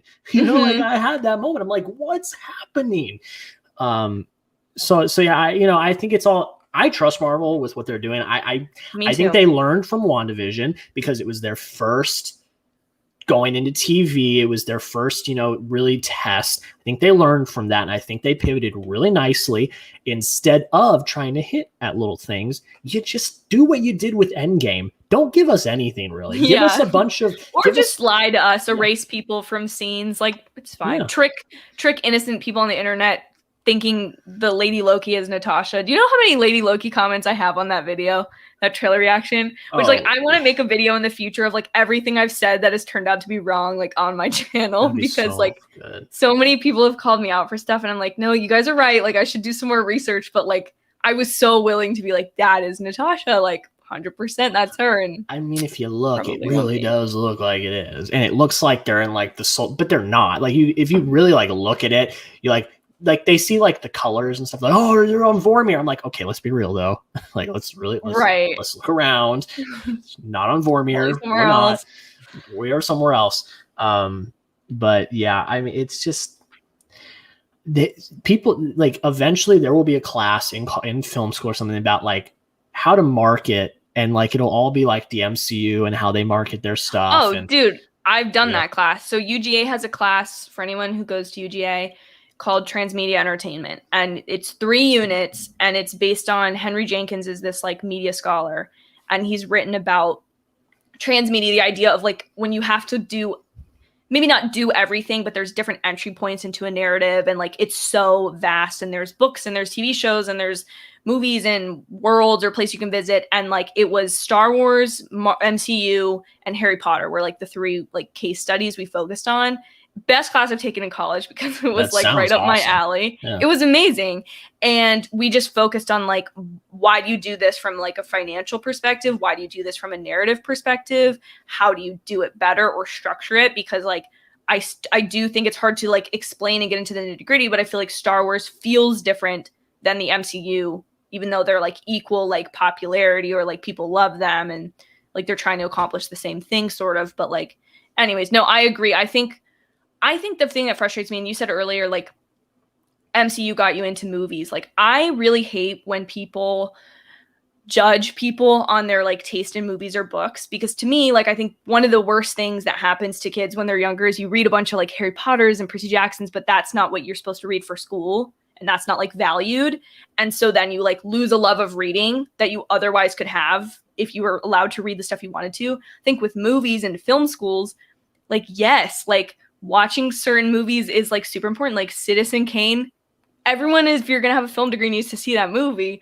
But Highly like overrated. you need to, yes, but you need to see other stuff that's more modern. Like Citizen Kane would not make mega millions, billions the way these Marvel movies do. And I think people, as much as I respect him, like Martin Scorsese saying like I refuse to watch that, I just think that's kind of ignorant. Like I think it's kind of like, dude, like you're just kind of, you sound bitter whether you are or not. You sound it. The way you go about that is you do like what Emily Blunt did. Like she's Yeah. like, look, I tried, I gave it a try. They're just not for me. They're just not for me. That's how you do it. You don't pull Martin Scorsese and be like, I'm an old man, you know. Which I love Scorsese. I love a lot of his films. The Wolf of Wall Street is one of my favorite films of all time. So before you come at me in the comments, like everyone chill. But we like Scorsese, okay? Stop. But yeah, I'm very much looking forward to the day, and there will be a day when a book comes out. Maybe Kevin Feige writes about, or maybe some, where it's like, how did we make this happen? How did we get to the point that we did? Maybe just do it on the Infinity Saga. How did we make this the success that we did? I want to know all the behind the scenes. I want to know all the goods. I still got to read Bob Iger's book where he talks about acquiring Marvel and all that. So I have it. I want to read it. It's not enough time in the day. But I'm so excited. Marvel is just,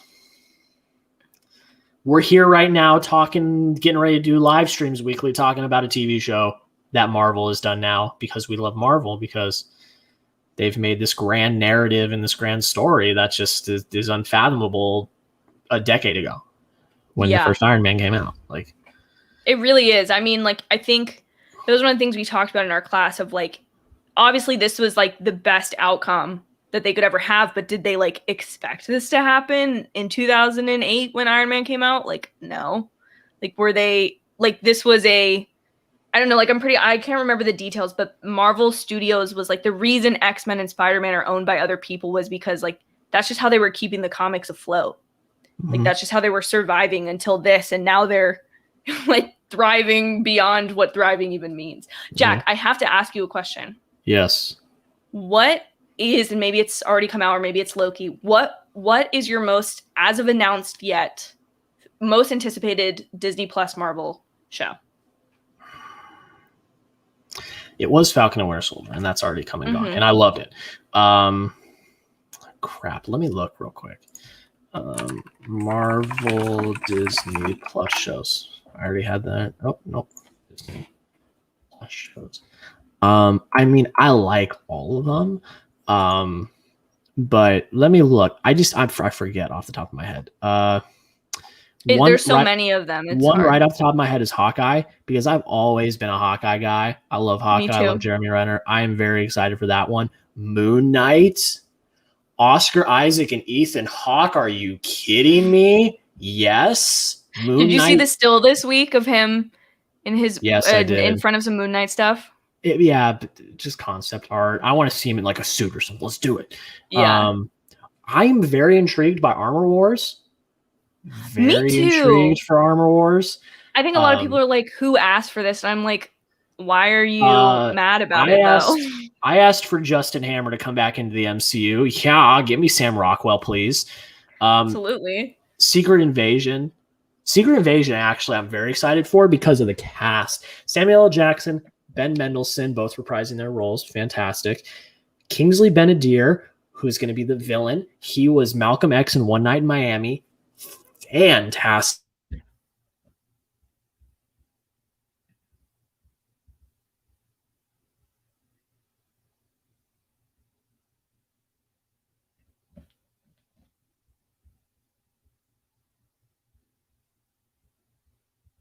Did it freeze?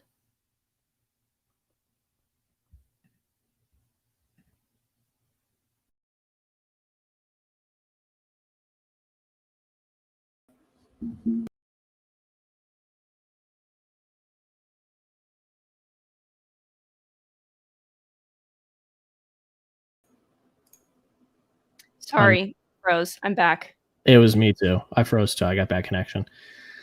Opening up another tab on my computer. Who would have thought? But as I was saying, Olivia Colman, an absolute star.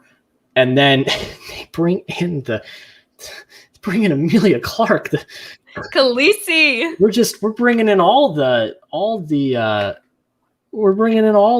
Game of Thrones, just all of them. I love it. MCU Game of Thrones crossover. Like, who's not excited for that?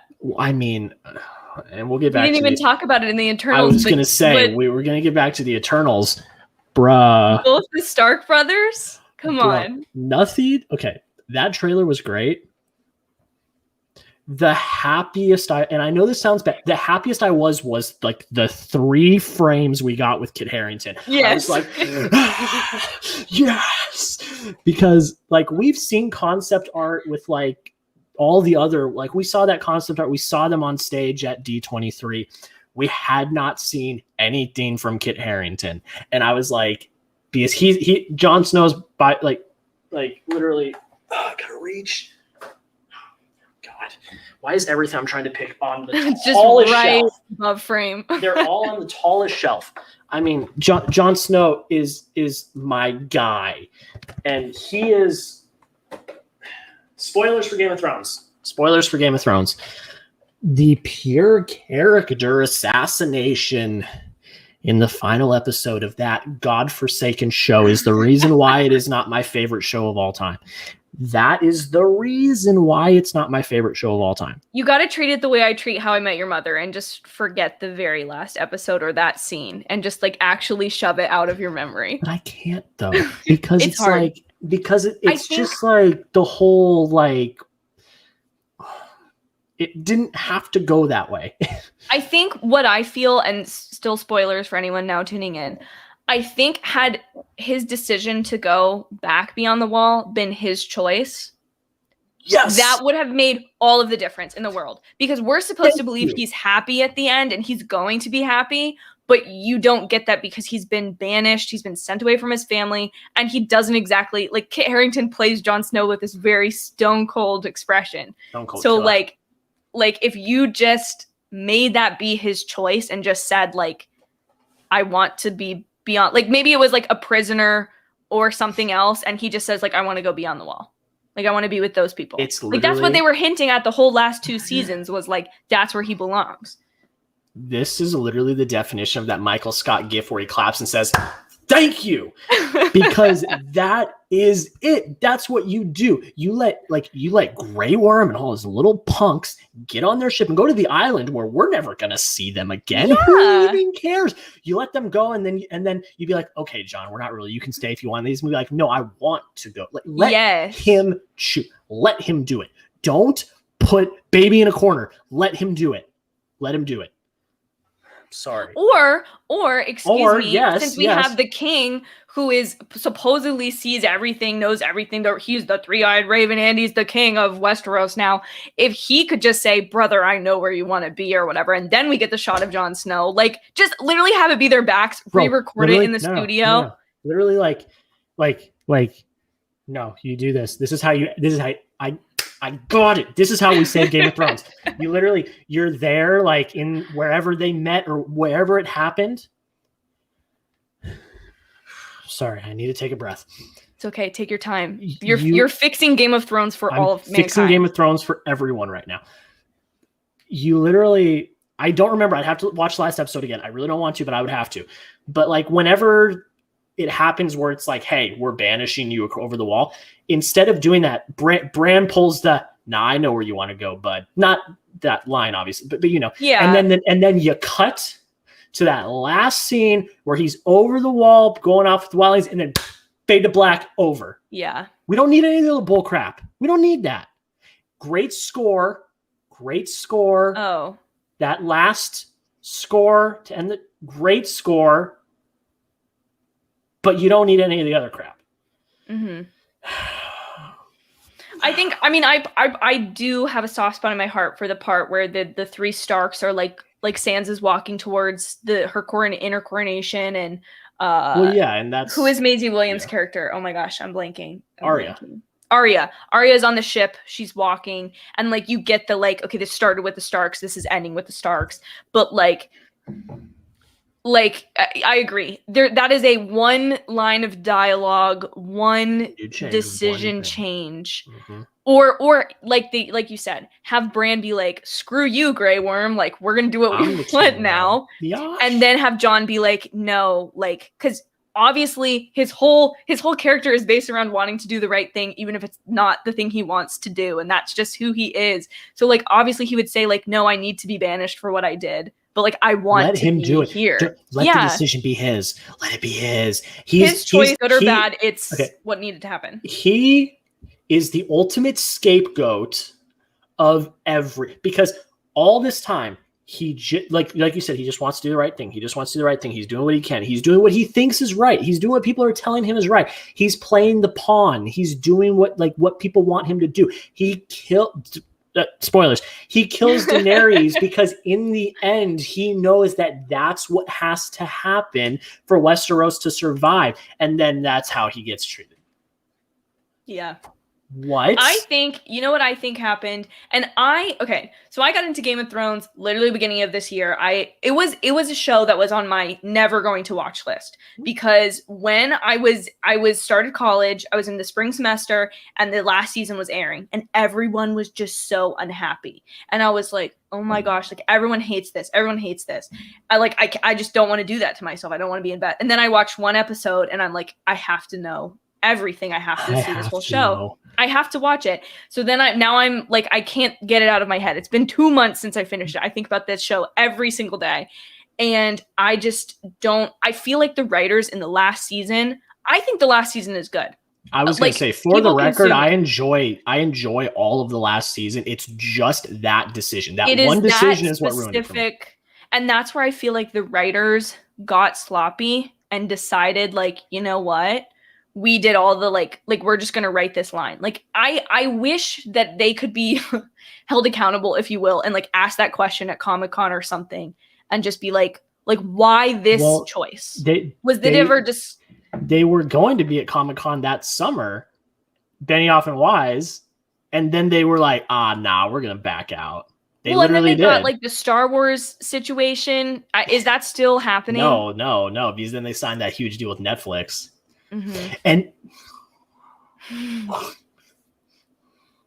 so, just for the record, we'll get back to Marvel. Thank you, Marvel, for the question. We'll get back to Marvel, but I just want to really, because I don't know if you've heard this, because you're newer to Game of Thrones. I think you agree, and I think most people can agree, that could have been maybe 2 more seasons of TV. It literally could have been. You rushed a lot in that last season. Do you know why? Do you know why they ended it? Why they rushed it? I don't. I do feel like it was the right decision, and I'm glad it didn't go 2 more seasons, but I definitely agree with you. It could have. But why? But do you know why? Okay. Mm-mm. The reason that was given from Benioff and Weiss, why they ended it when they did, why it was rushed, is so that they could focus on Star Wars and get ready to do Star Wars. Okay. And now they're not even doing Star Wars.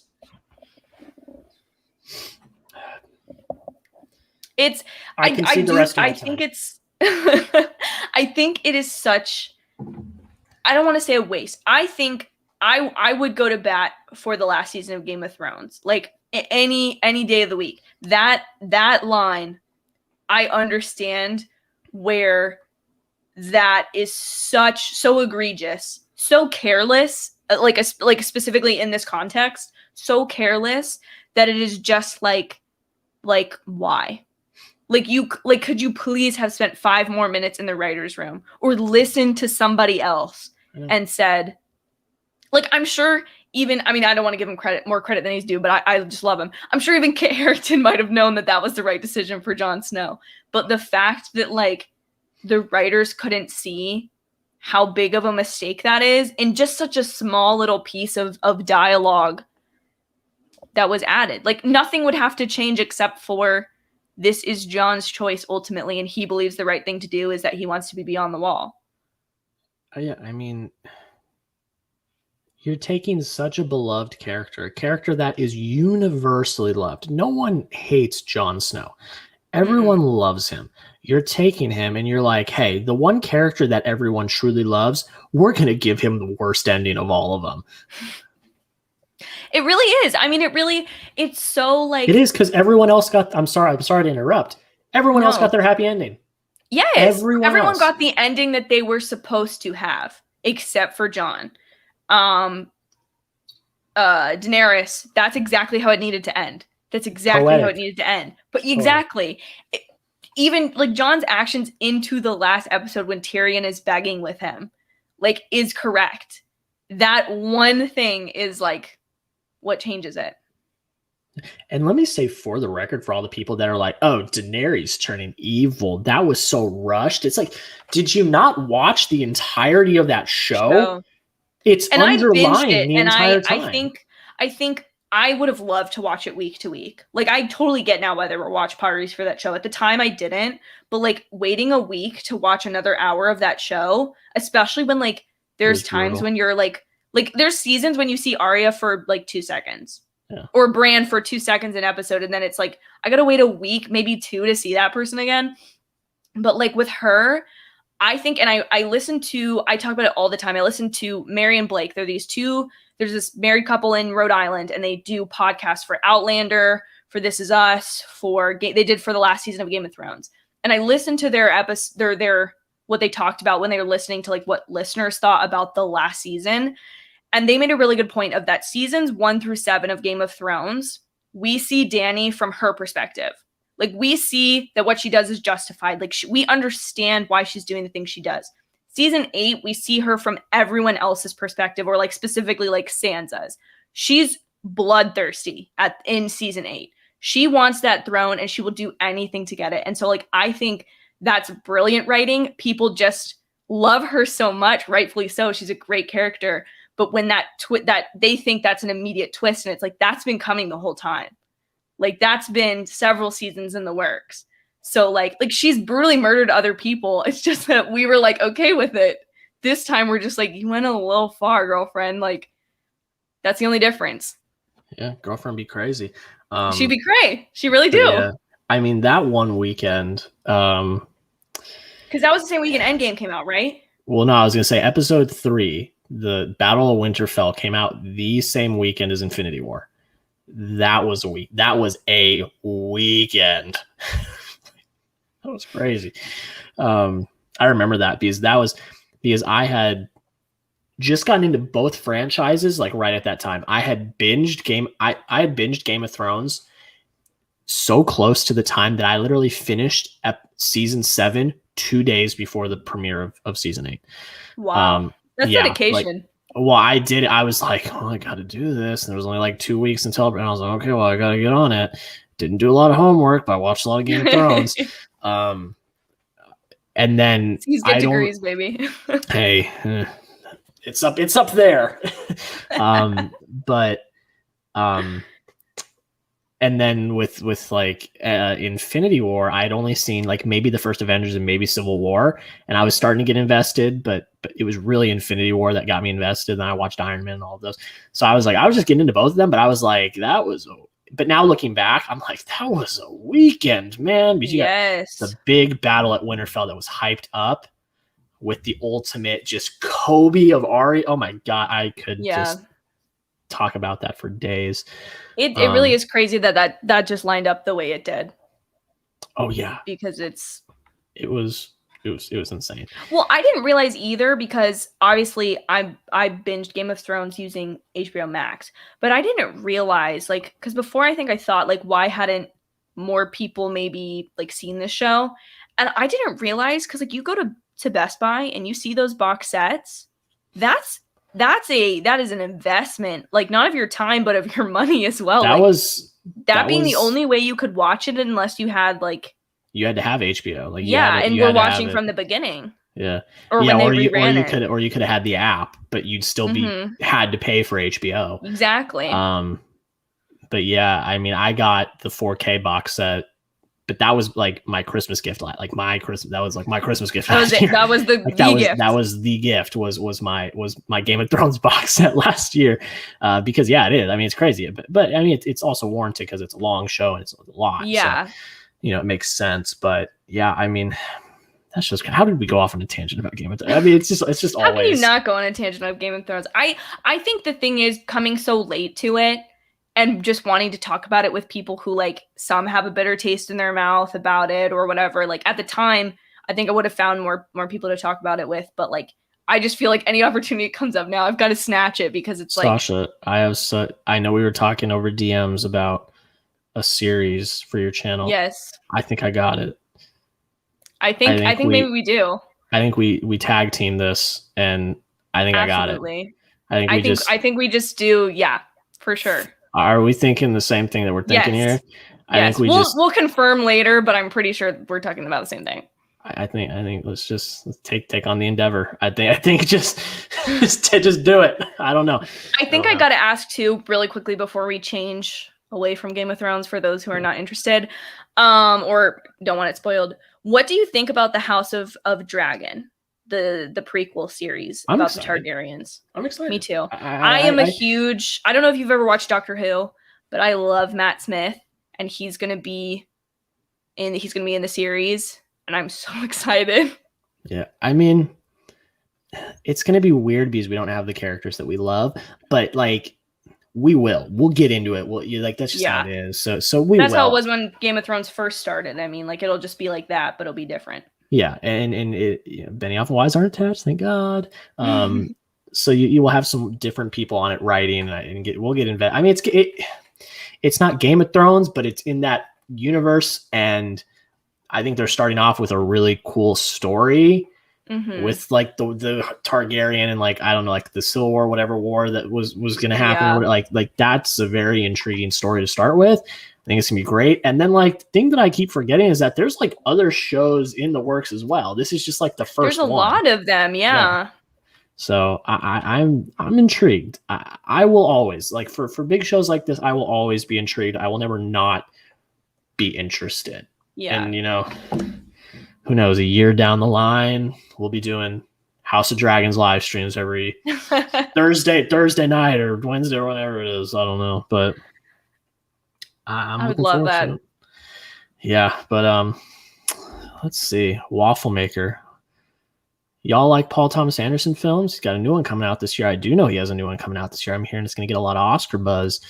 I need to Google this quickly. The only PTA film I've seen is There Will Be Blood. Brilliant film, though. Brilliant ass film. It's part of the 100 Movies Project last year. There Will Be Blood and The Master are on my 100 Movies list. I haven't seen them. To quote myself from movie drafts, I have not seen it yet. It's on my watch list. It's on my watch list. I don't think I've seen a single one of these. I'm ashamed to say it, but I've only seen There Will Be Blood. I've only seen There Will Be Blood. So you're not the only one. But it's definitely on my radar. I've heard it's going to get a lot of Oscar buzz. So I'll definitely be seeing it. Moving Train Studios, I'm back. Hey, thanks for coming back. I know Chris is still live, so thanks for coming back. It's like I said at the beginning, if you're here, I did not know Chris was going live tonight when I scheduled the live stream last night. Chris and Trevor. Sasha can confirm. I DM'd her last night. I said, hey, I'm doing a live stream. I didn't know. This was a last minute. Sure, let's test this out. Yeah, I was like, I'm off. Let's live stream. Let's get some watch time. I didn't get a lot of watch time last month. Let's get some watch time. Watch time is what it's all about, baby. Yeah, really. Well, for me, it's subscribers, but then it's going to be watch time. Marvel, I'm excited for. 100%. I'm excited for Obi-Wan. Yeah, we'll see. I'm excited for Obi-Wan Kenobi. Yes, very excited. Ewan McGregor, my guy, get him back in. That one's going to be great. I mean, I think this is the smartest move that I didn't see. I'm very. I think obviously to a lot of people, I'm more MCU than I am Star Wars. Not that I don't like Star Wars, but like. I'm a little scared to sometimes say wrong things about Star Wars where I feel like MCU it's a little bit more acceptable sometimes. But like with Obi-Wan Kenobi, I think that is going to be the best use of the prequel stuff, like Revenge of the Sith, but make it a TV show and use what was popular about Clone Wars and put it in a TV. Like, I just think that is such a smart move that I don't know how I didn't see that it was coming. But when I saw that on Investor Day, I was like, well, here we go. And bringing back Hayden Christensen and confirming that Darth Vader will be in the show. That's the right move. It's not just going to be Obi-Wan chilling on Tatooine. Darth Vader's going to be there. Stuff's happening. That's the right move. Not giving too much away, but that's enough. You're right. That's a good way to like confirm something without having to make it a huge deal. Because I think now that they've confirmed it, that will be something that will be hidden a little bit more in promotional stuff, just to keep people watching for it. But maybe the first shot we get in the trailer is just Darth Vader, and you're like, oh, here he is. You're like, all right, well, that was easy. That was easy. But yeah, that's great. Moving to Train Studios, I think you froze. I think I did too, but we're back. Waffle Maker, one of the best directors in my opinion. Phantom Thread is my personal favorite. You know, a lot of people say that Paul Thomas Anderson is one of the best. Look, like I said, I've only seen There Will Be Blood, but I cannot deny incredible film. It is an achievement in filmmaking. It's long, but you know, Sorry, Jack. Go ahead.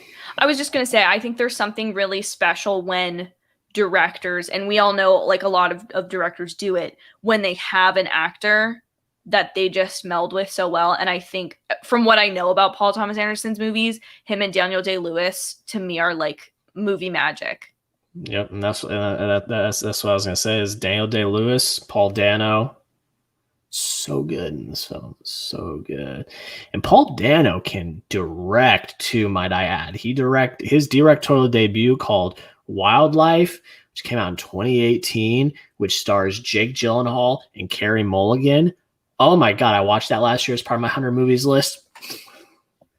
Absolutely incredible. Incredible movie and brilliant direction from him. Just so damn good. What else? How was your day? It was good. I mean, I had really good coffee this morning. I'm like a coffee addict. And so that was honestly, that's bad, but sometimes that's the highlight of my day. Not that my day isn't great, but like I just love coffee that much. It's not, because it's like you start your day off with a bang, you know, you get it going, and it's like the rest of the day is great because it started so great, you know? Truly. I mean, I love that. I love like. How was your day, Jack? You had your day off. What crazy shenanigans did you get up to? The only thing that I did that was crazy was I went to Big Lots to look for movies. That was it. That was all I did today. It was sleeping in, waking up, editing some YouTube videos. That's kind of it. It was good. It was good. Like the perfect off day. I figured out how to, because the new thing I'm trying to do, it's just to make my workflow more efficient, because I just don't have the time I used to have. Like I had said in my videos, that crystal freaking clear now, because I got my Canon 80D. That's my webcam now. Figured that out, which was just an epiphany this past weekend. I was like, oh, I did it. I've been trying to do it for months, and like I finally figured it out. But then the next hurdle was, okay, well, when I recorded a video on Zoom, it looks like it's Zoom. It's grainy. It's terrible quality. You guys will see that tomorrow with my, not tomorrow, in like a week or so with my North Hollywood review. It's terrible. So I had to figure out, okay, well, how do I make that the quality it needs to be? So I had to like download OBS, which is another like broadcast software, and I figured that out. So now when I record videos, I'm thinking we'll have crystal clear video, hopefully. And then this didn't happen today. This happened a few days ago. But so obviously I've been getting paid, been getting my paychecks, and I've been saving, a certain amount of money out of my paycheck, just to put into a savings account. And there were 3 things that I've been saving for. It's Disneyland ticket, which we talked about earlier. flight ticket to get to Disneyland. To Disneyland. And then I was originally going to upgrade my PC, which I've talked about. My PC is slow as a snail. I need to upgrade it. I've started doing the research, so I know what I need to do. But the thing I decided to do first was I was like, the PC can wait. I will wait 20 minutes for it to boot up. It still works. This is not ideal. It's like a $20 mic. I got off of Amazon. It's fine. It does the job, but it's not ideal. So my first big purchase with my paycheck money. Your big job money. I got a good mic and a mixer. So I'm not going to be doing the USB. It's going to be XLR. It's coming. I got like a sweet. I'm a sucker for bundles. Yes. I got my Canon. My Canon was a bundle, which was like 2 lenses, the body, and a bunch of other stuff for cheap. So the mic was a bundle with the mic, the audio mixer, and XLR cable. So that should be coming by the end of this week. It said. We'll see. I don't know. So I'm excited about that. That's like the last ancillary thing that's not the PC that needs to be set up. So I'm excited about that. So that'll be another adventure. That's I got to figure out. It's always nice when you have something new to add to your setup, and then it like you get to just like reap the benefits from it in your future videos and streams and all this kind of stuff. Yeah, and it's just like because I put out my setup tour today, and I was just like, so I'm coming up on, I think, it's my 7-year anniversary on YouTube. Wow. Will be a month from Friday, so it's literally the 4th of July.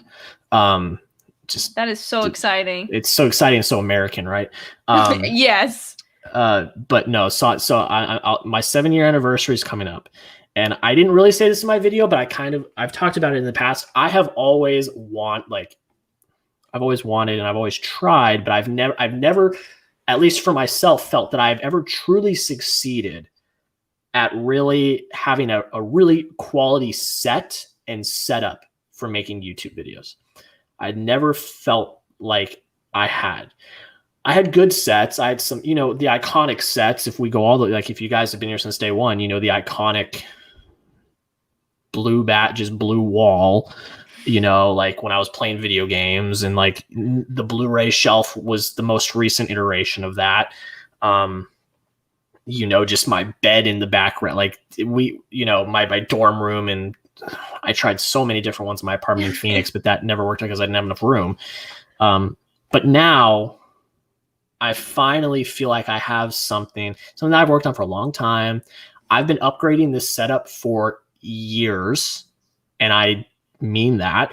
The 2 monitors I'm using, I've had since I started, I think even before I started high school. And just for the kids at home, I'm half a year out of college now. So like, and I still use that. Like, there's still the 2 I use. So like, I've been upgrading this setup forever. And like now this beautiful backdrop, you can't hear me, but this beautiful backdrop, like I didn't do, like my mom helped, like it was a whole thing. I finally feel good about what I have behind me and in front of me. The mic's like the last part. And then I got to upgrade this snail. But yeah, that's a long-winded way of saying I'm very happy with my background now and my setup. And we'll cap it off with fantastic. Cap it off with a sick Iron Man helmet back here. Yeah, I'm happy with it. It's gonna be amazing. Yeah, I so my apartment in Phoenix was like, it was my testing ground for this apartment, because I didn't have a lot of room. It was a studio. It was small. I didn't have a lot of room. It was my testing for, now I have a lot of space because it's a 1-bedroom as opposed to a studio. I have a lot more space. So that was my training ground to now. So like the movie posters in here and in the bedroom and the background, like that's all stuff. Like I did the movie posters, and like if people have been here since Phoenix, I had the movie posters up in Phoenix as well. But now I'm just happy with it. This is I loved my space in Phoenix, but like I love my space here. And I'm probably gonna be moving in a year. So That's a bummer. well, no, an apartment that's closer to where I work. But you get to enjoy it for a year. I think that's the best thing is like when I moved into this apartment for school, I mean, when I started college, like I moved into my dorm room and other than the basics, I was like, oh, I'll just decorate it as I go. Like I'll print pictures, like I'll do all that kind of stuff. And I feel like if you don't do that when you move in, it just never happens because you're never as focused on making it look the way you want it to, except for when you first move in. And so like, I feel like that's great that you've got it set up the way you like it. So now you can enjoy it for as long as possible. Yeah. And like when I move, it's going to stay the same. It's just going to be in a different spot, in a different apartment in the Dallas metro area. I just, the commute is long, which is fine. It's not really even the time. It's the money.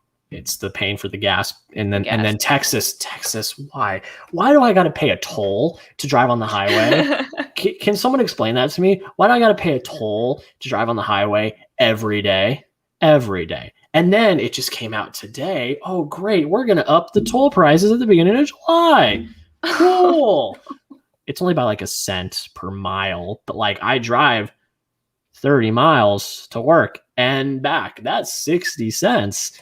If we do that is quick rough. mental math there. But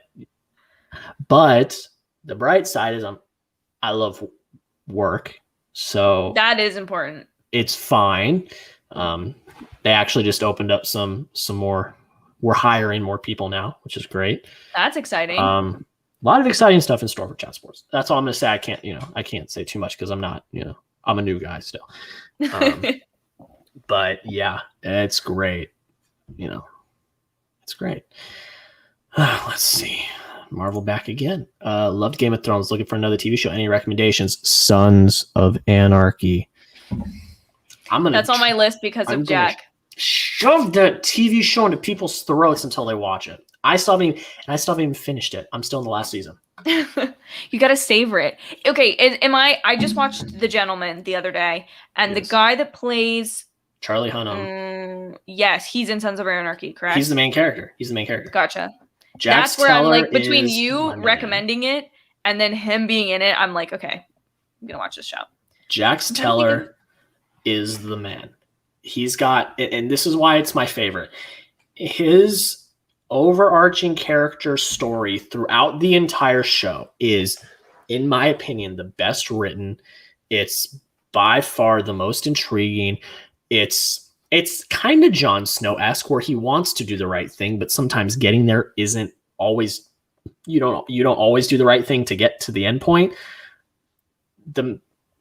The mental back and forth and moral back and forth that he goes through, that show's incredible. It's incredible. I when I started it, I was like, this is a good show. I like it. I dig it. But now I'm just like, this transcends. It's just incredible. And I understand now why people loved it so much. And now there's a spinoff going on, which really actually, I've been spoiled screenshots, brings back characters from the original show. Like, oh, people with your screenshots or the studio. It's fine. I don't think I'll ever watch the spinoff. The show, it's just the main show. But the thing that sucks is it does spoil some stuff that I didn't know, which means I got to end that damn show. Anything more. No, I already know the biggest spoiler of the show. I already know. I know things. That's all I'll say. So I'm mentally prepared. But yeah, I do have to say, I think knowing the biggest spoiler of something may allow you to see it like a different way when you know it's coming. Like for Game of Thrones, you can see how it's like. Yeah, like knowing when I knew from before I watched the first episode of Game of Thrones who ends up on the throne. Yeah. Watching the first episode, I was like, yeah, obviously that's how the show is going to end. Of course, along the way, there's stuff that muddies that. But I'm like, yeah, of course that's who's going to be. And I won't say it just for anyone. I'm trying to think if I have any Game of Thrones-esque recommendations because I have been searching for shows like Game of Thrones and we talked about this is when Sons of Anarchy came up in movie drafts. I've been searching for shows like this. There's apparently, and I hate to recommend it because I can't even find where to watch it, but maybe someone else here can help me. There's a show called Deus Salve O Rei, and I know I'm not pronouncing it correct. It's Portuguese. It is basically Brazil's telenovela version of Game of Thrones, but it looks fan-freaking-tastic. And there's a character, and I'm sure she's probably like the Daenerys type character, but because of her, I want to watch the show, but I cannot find it. So people of the internet, if you know where I can find the show, I think in English it translates to God Save the King or something like that. Please, I am begging you guys to help me find where I can watch the show. It used to be on Netflix, and I'm this close to getting like a VPN so I can switch my location on Netflix to watch this show. But I can't recommend it. I can't vouch for the show. Yeah. I can just tell you the name of it so people can look for it. That's hilarious. I mean, other shows for me, like I love Arrow. That was my number one forever. Oliver Queen is my guy. But yeah, I mean, back to what you said about the spoiler thing. It's like, I won't spoil what the spoiler I know because it's a big spoiler. But knowing it gives me some like poetic, like, I get it. Mm-hmm. That's what I'll say. And like, you can be like, okay, let's see how this road go. Oh, road. Sons of that's a good one. Let's see how this road ends up on our Harleys. Yeah. Yeah. But I love that show. That show's freaking awesome. It's so freaking good. And I got to finish it. I just haven't been. So Waffle Maker says Outlander. I've heard that show's pretty good. I have heard Outlander's good. Certain Biz, what's up, my man? Thanks for coming in. What's going on, man? How you feeling? I'm gonna stir the pot. How you feeling about No Way Home? I'm gonna stir the pot. How you feeling? You excited? What are you thinking about No Way Home? I want to hear it. So get in the chat and let me know, because I know Certain has some thoughts about Tom Holland. Ooh, controversial thoughts about Tom Holland? He hates Far From Home. He hates that movie. Really? Oh yeah, he hates that movie. It's great. Certain's a great guy. He's a great guy. Hey, I think anyone can have whatever opinion they have, as long as they can back it up with some passion and some emotion. I'm cool with anyone's opinion. He does. It's great. Like his got everyone in the, like, if you haven't like checked out Certain's like video essays and stuff, just go watch. It's so well done. It's so good. Subscribe to Certain. He's taken a new route. He's doing some short films and stuff. It's great. I love it. I love people doing what they're passionate about, not just doing what they think. It's the whole reason why I quit. Like, I quit movie reviews a year ago. I was just like, yeah, I don't want to do that anymore. But now I'm like, but like studios let you see movies early, so it's not that easy. It's not that easy, but like, long story short, and I just want to be a film critic because that's awesome.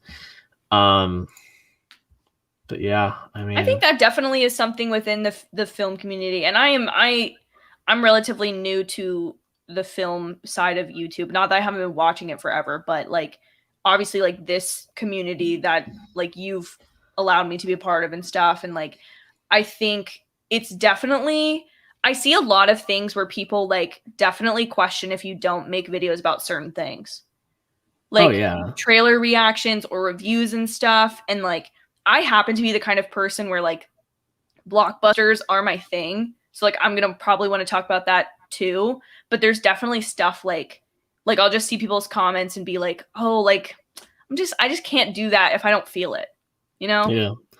Yeah. I mean, it's all, I love talking about YouTube. I love these conversations. So let's do it. I'm doing it right now. Absolutely. Because again, I don't like to consider myself a vet because that makes me sound old.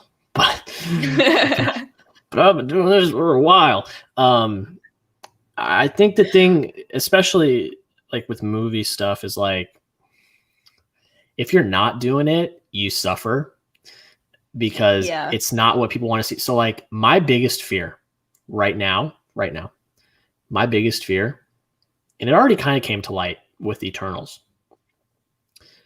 My biggest fear is missing the Spider-Man trailer. That is my biggest fear right now, because I just know that like, when I got to go to work, there's no ifs, ands, or buts. I got to go to work like that. I'm not going to risk anything with my job to get a trailer reaction out. That's not happening. Work is my priority. Yeah. I know it's doable. I timed it out.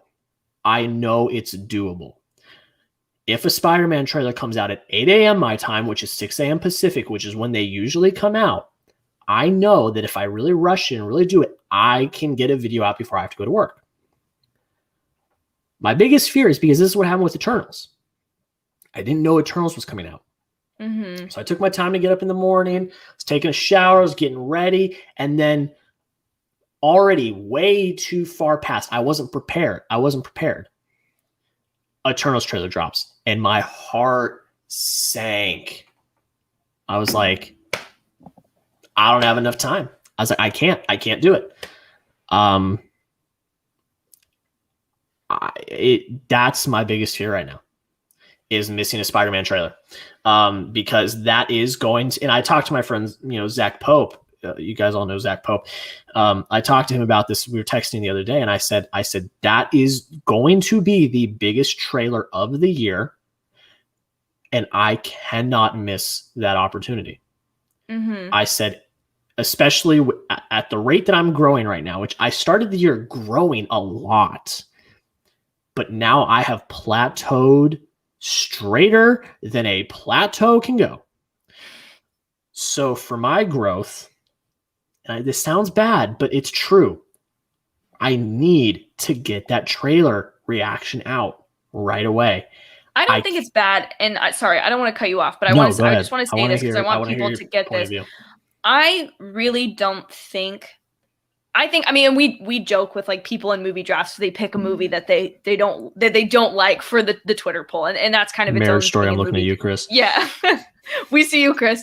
But like, I think when it comes to something like Spider-Man, where you are obviously so passionate and so excited for it as a viewer, but then you add on top that this is like reviewing movies, doing trailer reactions. I did not understand why. Like, I never watched trailer reactions before. And then I did one when Loki came out because it felt like the right time. And I was like actually my brain exploded that whole day. I didn't focus on anything. And I think when like Spider-Man is something that's coming out, that it's not only exciting for you personally, but in a YouTube sense, that it is like a can't miss opportunity. From a business, like a business standpoint. Yeah, exactly. I mean, and I think this is something like, I feel like this is a hard thing to talk about on YouTube because everyone want what everyone's dream would be to have a YouTube channel running for them that makes them passive income, right? That's like, anyone who denies that is crazy. But like, there's a truth to, you have to treat YouTube like a business before it's like paying you or doing anything for you, really. And that is difficult, especially when for you, like specifically now, what is paying your bills is not the thing that like, I don't know, like YouTube's not there yet. And so you can't make that sacrifice with Spider-Man. Mm-hmm. But that could be the thing that gets you to that point with YouTube. Not that you would give up anything else, but like it could be two things. Am I making sense or am I not? No, you're making perfect sense. And it's also the whole thing for me, at least, about I know I can do it. Yeah. Like, I know if I am properly prepared, if I'm ready to go, I know that if it happens, I can do it, but I need to be prepared. Like, that's the whole thing, is not only am I very excited to watch the Eternals, I'm very excited for the Eternals, but then it's like my heart sank because like I wanted to talk about it. Yeah, so that's why I did the trailer reaction that night, and lo and behold, it didn't get any views. and I knew that, but it was to the point where I was like, but I still want to talk about it. That was really what it came down to. With the Eternals, it's fine. Did I want to do a trailer reaction for it? Of course I did, but it's fine. It's not personally like heartbreaking in the way that it might be for Spider-Man. My stomach hurt when I was driving to work, but that is it this year. That is the equivalent of the first Endgame trailer that came out. This is it. This is the trailer. And that's also why the talkers in the tweeters made me so mad. Because I'm like, okay, let's get ready. Yeah, I woke up 8 a.m. What was it, Tuesday morning? Yeah. Because with Shang-Chi coming out on, I'm gonna butcher his name, Simu Liu's, the guy that's playing Shang-Chi. Birthday, yeah. Yeah, his birthday. I was like, Everyone's like, duh. "Tom." It's I know. It's 6 months out. But that's the thing. That's the thing I had to drive home. Sorry to interrupt you again. That's the thing I had to drive home with people. And this was part of my rant earlier before you hopped in. I was like, just because it's his birthday doesn't mean it's going to happen. They have never done that before. That was a thing that they just did. And this isn't even Marvel. This is Sony. They do their own thing. Mm-hmm. So I was like, just because doesn't mean it's going to happen. So I was like, it's just made me so mad. The one thing, I don't want to give you false hope if it ends up being different, but like with Venom, Sony announced that the trailer was coming out the next day at 9 a.m. So, but I don't know if with Spider-Man, if they do it. Yeah, that's the thing is I think they want that shock value with Spider. That's the thing that worries me. Like, it's the trending on YouTube. Yeah. Now, I have sources. They are secondhand sources. They're not me talking to Sony, but I have someone that has talked to Sony. I have a time period, so I will be prepared.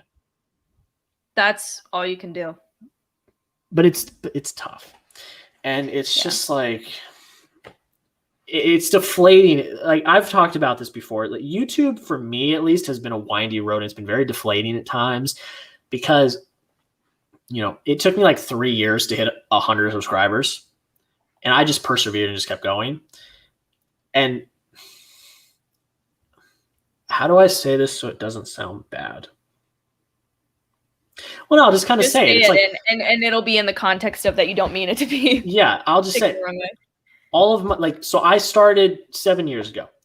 All of my film friends have started in the last year or two, and they have already skyrocketed past me in subscribers and views and everything. And I don't want to say it's jealousy because it's not. I'm so happy for you guys. Like when you hit 1K, I was like, heck yeah, let's go. When Chris hit 1K and now he's up to 2K, I'm like, that's awesome. When Trevor hit a K, I was like, that's awesome. It's great. But at the same time, then it makes me think, because this is how I work, because YouTube is like a business. Okay, what am I doing wrong? Right. Like why while everyone else is having this skyrocketing success, why am I at a plateau? Like what is happening? So that's kind of where I'm sitting now, which it's different now because I'm working. So I'm not putting out as much content. And at the same time, I did take a bit of a hiatus to move and start my job, which is I'm allowed to do. But that's now that I'm back and I'm really pushing more content. I'm like, okay, what do I do? What do I do? And I'm hoping the Loki live streams will help. We're doing movie drafts, and that's awesome.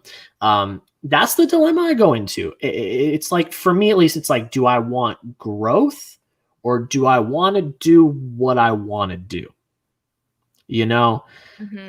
Because that's the whole thing is like, look, trailer reaction or not, I'm going to watch a Spider-Man trailer. I'm going to love it. But now I'm like, my anxiety's up and I've got a stomach ache because I'm like, if I don't do it, then I'm missing one of the biggest opportunities to boom my channel. Yeah. That's the part about YouTube that I don't always like. It's like, it's one or two things that could really boom or bust your channel. So it's just like, it's tough, but well, I definitely, it truly is. And like, I feel like I totally understand where you're coming from, because when I first started, I did the whole like, and I'm not trying to look down on this. I was definitely doing it because that's at the time what I watched on YouTube, which there's nothing wrong with it. I just wasn't that into making it. Was the like girl vlog everyday stuff. And it's still on my channel if anyone wants to go watch it for whatever reason. But like I hit 100 subscribers in my first month on YouTube. I have a video. It was the first video of me to do like anything over like a couple hundred views. Like still is one of the better like videos on my channel, but it was about my first month in YouTube and I hit 100 subscribers. What I didn't realize at the time that's become so apparent to me with switching to film YouTube is the timing of things. And it is stressful. It is like, if you're going to be a movie reviewer, like I haven't really gotten to do any movie reviews. I did my Quiet Place review and that was really fun to do. I'm really glad I did it. Thank you, Jack. yours was as well. But what's frustrating is like, because I didn't hit that in that weekend release, because I wasn't ready to talk about it, I didn't get to see it till Saturday. I went and saw it with some friends. You don't hit that YouTube thing. And I think when it comes to YouTube, you have to make these concessions between your personal enjoyment of something and your business of YouTube and the timing of those things. Like, if I really wanted the Quiet Place video to do well, I needed to go to the midnight screening. And I think that's what a lot of people, especially a week after the movies come out, they watch the review or they do whatever, or they see the reaction trailer when they get home from work and they're like, oh, this video does so well. But what they miss is like, oh, that video went up 40 minutes after the trailer came out, or 15 minutes, and like, it is really about streamlining that process to be ready. But say it comes out at 9:30 for you, or whatever time. Here for on the East Coast, it's 9 usually when these things come out. But like, say it's 9:30 or whatever time, that 30 minutes is that was my window. Yeah. And it's just fresh. I don't know. I think a lot of people who don't do YouTube don't understand that. And I think it's also too, and I'll speak on this. This might sound kind of bad. I get a lot of comments recommending reactions or talk about this or talk about that. And I hate to say it, but the reason I don't do those things is because they're old. And I if it was something I was interested in, I'm eventually going to talk about it. Like, I have a video going up tomorrow or Friday about the Friends reunion. I was going to do a video about that because I love Friends. But like, some of these movies, I'm like, I know for me that the time and energy I'm going to put into this trailer, which I know nothing about, or movie, is not going to pay out well for me in YouTube. And that is not coming from a place of like, I'm too good for that, or like, I'm only doing this for views. But like, it, on the scale of like, like, I can't forget what TV show talks about this, but like the hot crazy scale for girls, like, you've got to be hotter than you're crazy or whatever for it to balance out. I feel like with YouTube, it's kind of similar of like, if it fits you personally, it can be more than like your payout for timing, but really those things need to line up for it to be successful. And that just kind of sucks. Like, I don't know how else to put it, but people I don't think who don't do YouTube don't understand that. And it's hard to talk about because you don't want to come across as that like jerk. It's like, I'm not interested in that movie that you recommended to me, or whatever else, Yeah. And I think I tested this and basically can confirm our thesis that we're really coming up with here about the timing. Just go back and look at my views for any of my Falcon and Winter Soldier reactions, and then look at the time that those videos are published. I had a few reviews that couldn't go up until that next morning because things were happening. I couldn't stay up till 2 a.m. and make a review. Every single one of those videos, without fail, tanked. They did terrible. But I had a few videos that really popped off. What was the correlation? They all came out right after the episode aired. Mm-hmm. Like, that was like the finale of Falcon and Winter Soldier. This is still probably the most frustrated I've ever been in my almost 7 years of YouTube. This is probably one of the most frustrated I've ever been. It's literally, the finale premiered the night that I had just done a 12-hour drive to Dallas, moving to Dallas. And I was like, I got to stay up. It's the finale. I got to do it. So I stayed up. My parents were both asleep in the bed in the hotel. I walked downstairs into the lobby, and I walked outside because I'm like, it's a quiet night. It's fine. It'll be okay. Sat down. I had my little mic, like my little Rode mic, and I was sitting there talking. And you can't hear the audio, so you don't know. You just assume that it's okay. If you're talking quiet enough, you're fine. Go back upstairs. I'm getting ready to sit on the bathroom floor in the hotel because I don't want to wake my parents up, and edit. I put the audio in, and it's just, I'm like, and it was like a 20-minute video. I got I was taught, I was into it, enthusiastic. And I'm like, at that point, I was so exhausted. I was so defeated. And I had to wake up the next morning, move into my apartment. I'm like, I'm going to bed. I was like, I taken the L. I can't do it. Mm-hmm. So I post I go in my car. Everyone watched. I went in my car, did it again the next morning, tanked in views. And that's the finale, So it's like, that was It was a trick. It was a test I did. It's like God, I wished we had science fairs nowadays. I would do it on YouTube views and analytics and stuff like that. That's what it is. And I've learned it even more now with like doing the movie reviews, because people will watch the reviews of the people that get to see it early, because they want to see the thoughts. Then they'll go watch it, and then they'll have their thoughts, and they'll be done. They'll be like, okay, I don't need to say any more thoughts, because I already like.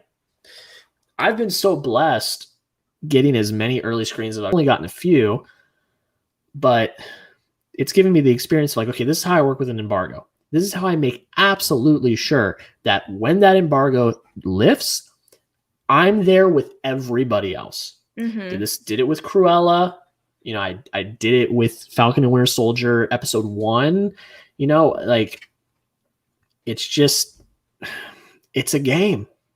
And, you know, I talked with you about this, Sasha, because we were chatting back and forth about this a little bit. I'm like, it's a game. It's what it is. It's a game. You got to hit the right time. It's about numbers. You got to have the viewership. I mean, it's a whole game. All these things have a wave. Like, I think for me, one of the videos that also popped out for me that did not expect, this was something that was like, I'm passionate about this. I saw this on Instagram, paused it before I could watch it. Doing a video about it was the High School Musical, the series. Love that show. It's a show I wrote a 16-page paper on for a semester. Like I've seen it 3 times through. I love this show. I love that it's capitalized on like Gen Z's love of The Office. Like I think it's brilliant. So when season 2 trailer dropped, I was like, I'm doing this. I don't care if it doesn't do as well as the Loki video. And it did better, which blew me away. So then when it came out, I knew I was like, okay, obviously this is like part of where my audience is from. I want to do reviews. The first day I did it, kind of didn't have high expectations. Again, I was like, this is a passion thing for me. It's not going to be, no one's theorizing about HSM TMTS. They're theorizing about Falcon and Winter Soldier, Marvel, Star Wars, not High School Musical, the series. And it did really well because I got it up by like 7 p.m. and it was a Friday night. So people by the time they watched the episode who followed me, they watched the thing. The last 2 I've not been able to get up till Sunday. The drastic change in the views, in that alone, which you would think, okay, not everyone watches the episode like Friday. Like people watch it Saturday morning, Sunday. It is crazy. And I think with even a TV show, it has a little bit of a longer wave than a reaction video does. But it's just extreme. And it's crazy, like you said, to look at things and how it works. And you don't know, if the video that you are able to catch, just because it's a reaction of a popular movie, it may not do as well. Yeah. And I want to make it very clear for everyone that's watching at home. It's not all about the views. Like that's not why we're doing it. I know that's really what we're talking about here. But for us, for me, for Sasha, for Chris, for Trevor, for Jaren, for Jennifer, for everyone that is doing this hardcore, in some way, shape, or form, it does matter. It really does. It's like when for anyone who doesn't do YouTube, you do a job and you want to do good at your job so you get the bonus at Christmas, or you write a paper so you study for a test because you want to get the A back. For us as doing I don't like the term YouTuber or whatever, but like doing YouTube, even though it's like something we do as a passion in our free time, it is really nice to get the feedback back or the likes or the views. And sometimes it's not all about the views. Like to me, getting comments on my video now, like I used to never get comments on my videos before. Yeah. Getting comments, most exciting thing. Like even if I say something stupid and someone calls me out for it in the comments, I would rather get that than like a bajillion views on a video. But it is really nice to be like, sometimes there's videos I've worked on for 3 and 4 days. And like, or I wake up at 8 a.m. in the morning to put mascara on so I can film a reaction video so I can get it out in time. Like, it's nice to have that payoff. And like, I think the only reason we're talking about this is because we both like feel the same way about it. And people don't talk about it because they don't want to come across as we just care about views. It's not that. It's just that it's nice to have that payoff, and how interesting it is that timing is so important in that, specifically in film YouTube. Yeah. And I mean, yeah. And that's why I just put out that disclaimer that it's not all about the views, but views are a big thing that drives viewership. Like I've known a good amount about how YouTube works, but I mean, my job has really opened my eyes even more, because that's what my job does. Like, that's what we do at Chat Sports, is we are on YouTube. We're not on a TV station. Like, we're all digital. So that stuff matters. How you get people in, how you grow an audience, that matters. So I've learned a lot about that in my 1 month of my job, which has been fantastic. But the views aren't just views. Like, it also goes into YouTube's algorithm. If they see that a video is doing really well, then they're going to recommend that video to even more people, which then brings in more people, which then in turn, new people. Oh, I like this. Subscribe, hit the bell, comment. And it's a cycle. If that keeps happening, you get more people, and then it gets recommended even more. So in like Sasha and Mai and like all the people I already mentioned, we are trying to grow an audience. We are trying to bring people in. You know, we are doing it for fun, but who knows, in 5 years, if all of us are making enough money off of YouTube for that to be our full-time job, come on. Yeah. You know? So it's like, it's something we genuinely care about. It's not just like we're like, oh, it's all about the views. It's like, no, the views are what help grow the channel. So like that, it's a fine line. We don't want to sound arrogant. We don't want to, and we're not. I think we're talking about it very great. And people in the comments, let me know. I want to resurrect my my professional conversation with series.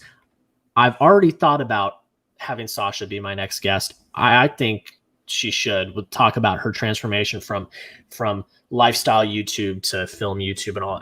If you guys want that, comment it down below. I think it's already going to happen.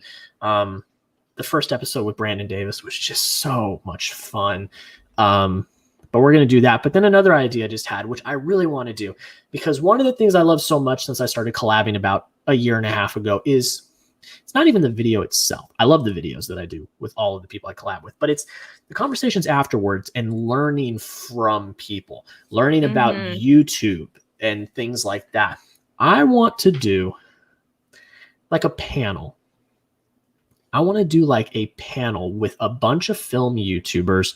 We all come in to the StreamYard and we do a live stream where, I'll be the moderator, and we just talk about YouTube. We talk about the space. We talk about the analytics and what drives us. Because like this conversation that Sasha and I have had for the last half an hour has been so enlightening to me, to talk about these things. I love to talk about these things with like-minded people that are also going through it. So if you guys want that as well, let me know. Yeah. You can tweet me, comment me.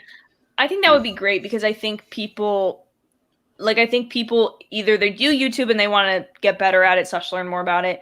People who watch YouTube are really invested in the way the platform works. Like, some of the people who know the most about the YouTube algorithm are just people who just watch YouTube all the time. Like my little brother, all he watches YouTube. He doesn't watch really anything but YouTube. He knows everything about when there's a change or whatever. And so like I get a lot of my information from him. Yeah. And like I feel like that's something that people are interested to know more about. And usually, and this is the thing that other YouTubers, and I'm not talking about people in our community, I'm talking more about other communities, and they don't really ever get into detail. They're like, the algorithm's screwing this up. The algorithm, we're losing views because of the algorithm. The algorithm, they're usually complaining about the algorithm. No one really ever gets into detail about it. Right. So what is the algorithm? Yeah, what is the algorithm? What does it do? What drives it? So like I just laid down some information that I've learned from my job, how the algorithm works. You get the views. If more views come in, people are liking, it gets recommended to more people. YouTube sees it gets recommended to more people. I would love to sit down. We bring in like Nerdy Blurb, who is awesome. We had a great conversation. We bring in Jaren, Sasha, Chris, Trevor. We get like a Sean Chandler or an Austin Burt, one of the bigger guys that do it full time. And we just talk about the space, the film YouTube space in particular, because that's the space that we're all in. If you guys want to see that, let me know. Tweet me, comment me, DM me, do all that. I would love to set that up. That would be something down the line. It's not going to be something that's happening right now. That would take a lot of planning. But I'd love to do that.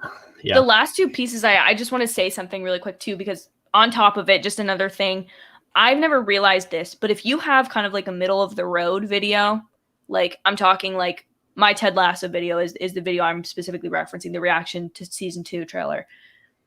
That video is the #1 video promoting my other videos, right? So when your video does well, it's automatically going to promote like your 3 other top videos or whatever you're recommending on top. So 3 of YouTube suggestions in the sidebar, in addition to the 2 you put on your end screen or you card or whatever. And like usually with reaction videos, I think what does so well with them is people go watch the actual trailer afterwards. So they stay on YouTube for longer, which YouTube likes. So they promote your video. But like, I think ultimately what it comes down to is with the views, when we do better and get more success with our YouTube channel, we get more opportunities to do cooler stuff. Like me growing in the film space has allowed me to come onto Jack's channel and do movie drafts and stuff. And like now we've got this Loki thing planned and we've got other stuff in the works. And so like I think it's the feeling of when your YouTube channel is growing, the numbers are getting bigger, you're getting more views, your watch time is going up, people are commenting, you get the opportunity to do cooler stuff, which is usually with we're passionate about this kind of stuff, that's what we want to do. And I think that's like why that sort of stuff is important, because if you don't grow, if you don't get the subscribers, if you don't get the comments, there's certain opportunities that you don't like unlock. You know what I'm saying? Yeah, and it's like I said with I had this conversation with Sasha, and this conversation was given to me by Zach Pope, and now I've given it to Sasha, and I'll give some of it to you guys. I'm not going to give everything away, but I'll give some of it to you guys too. Like with screeners and with studios and things like that, as bad as it sounds, it's about the numbers.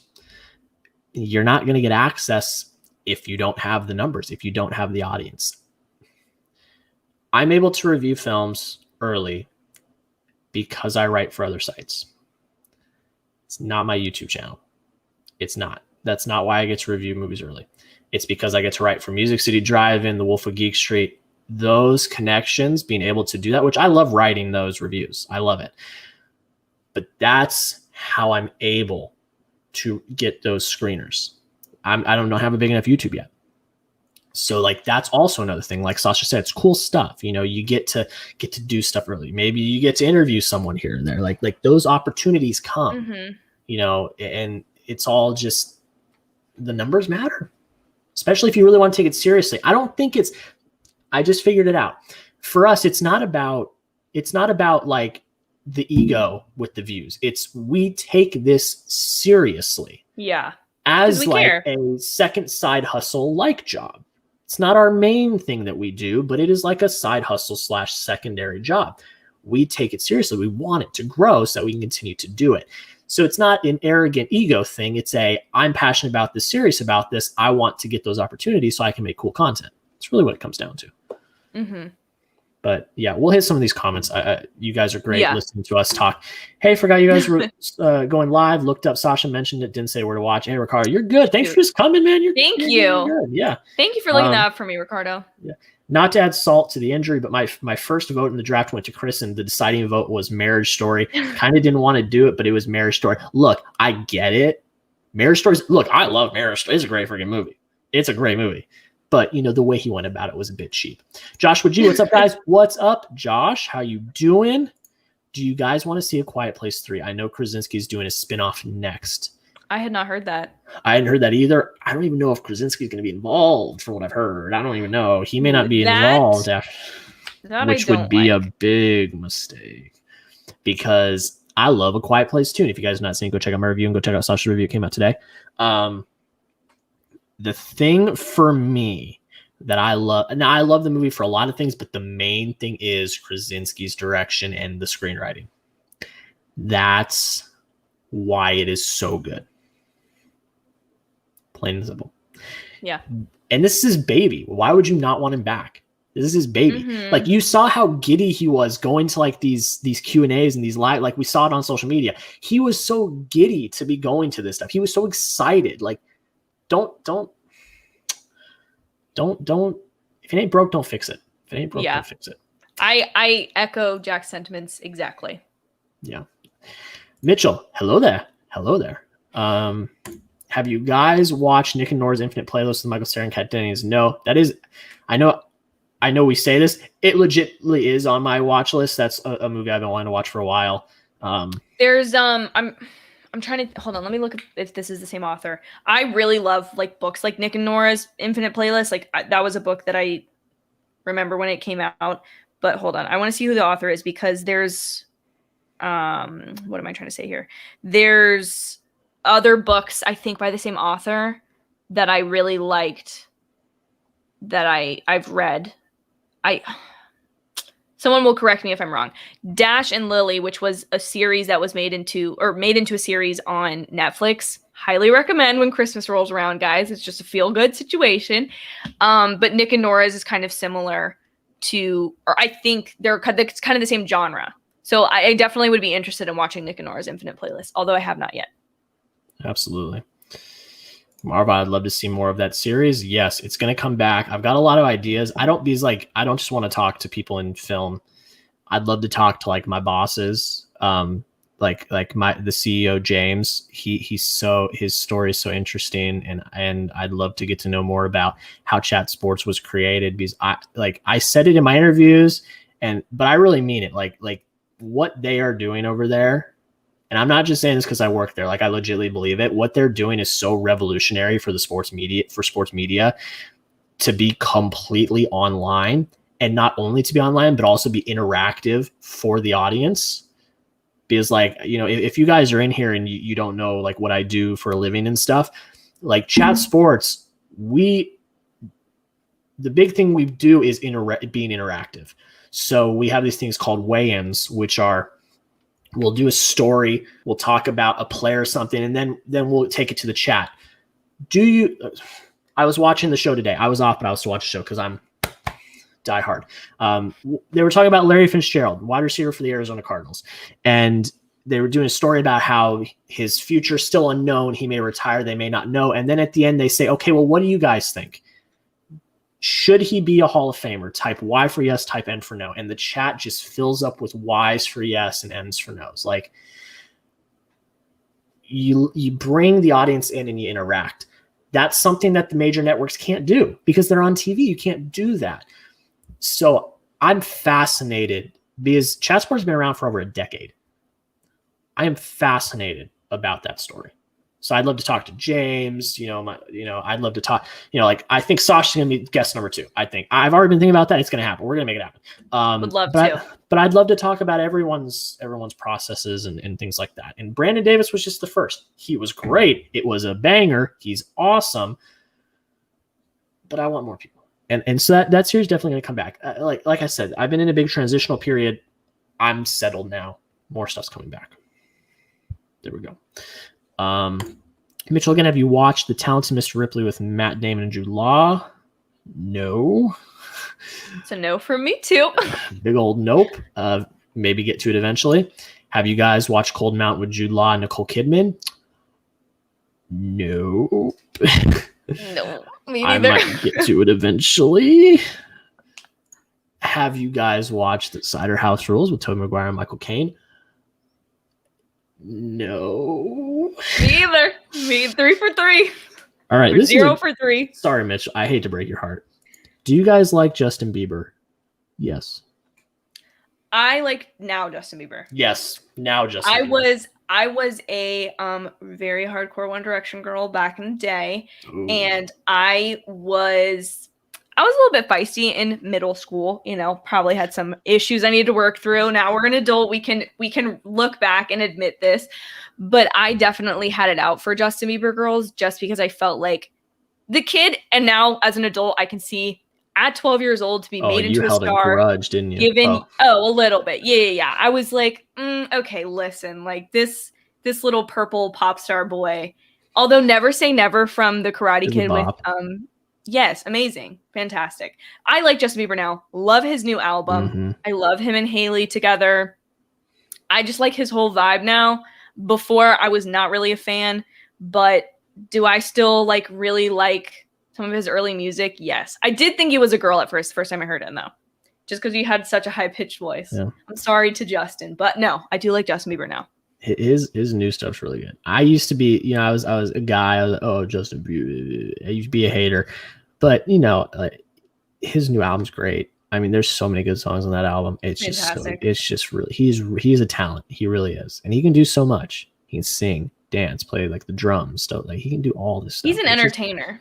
It's just amazing.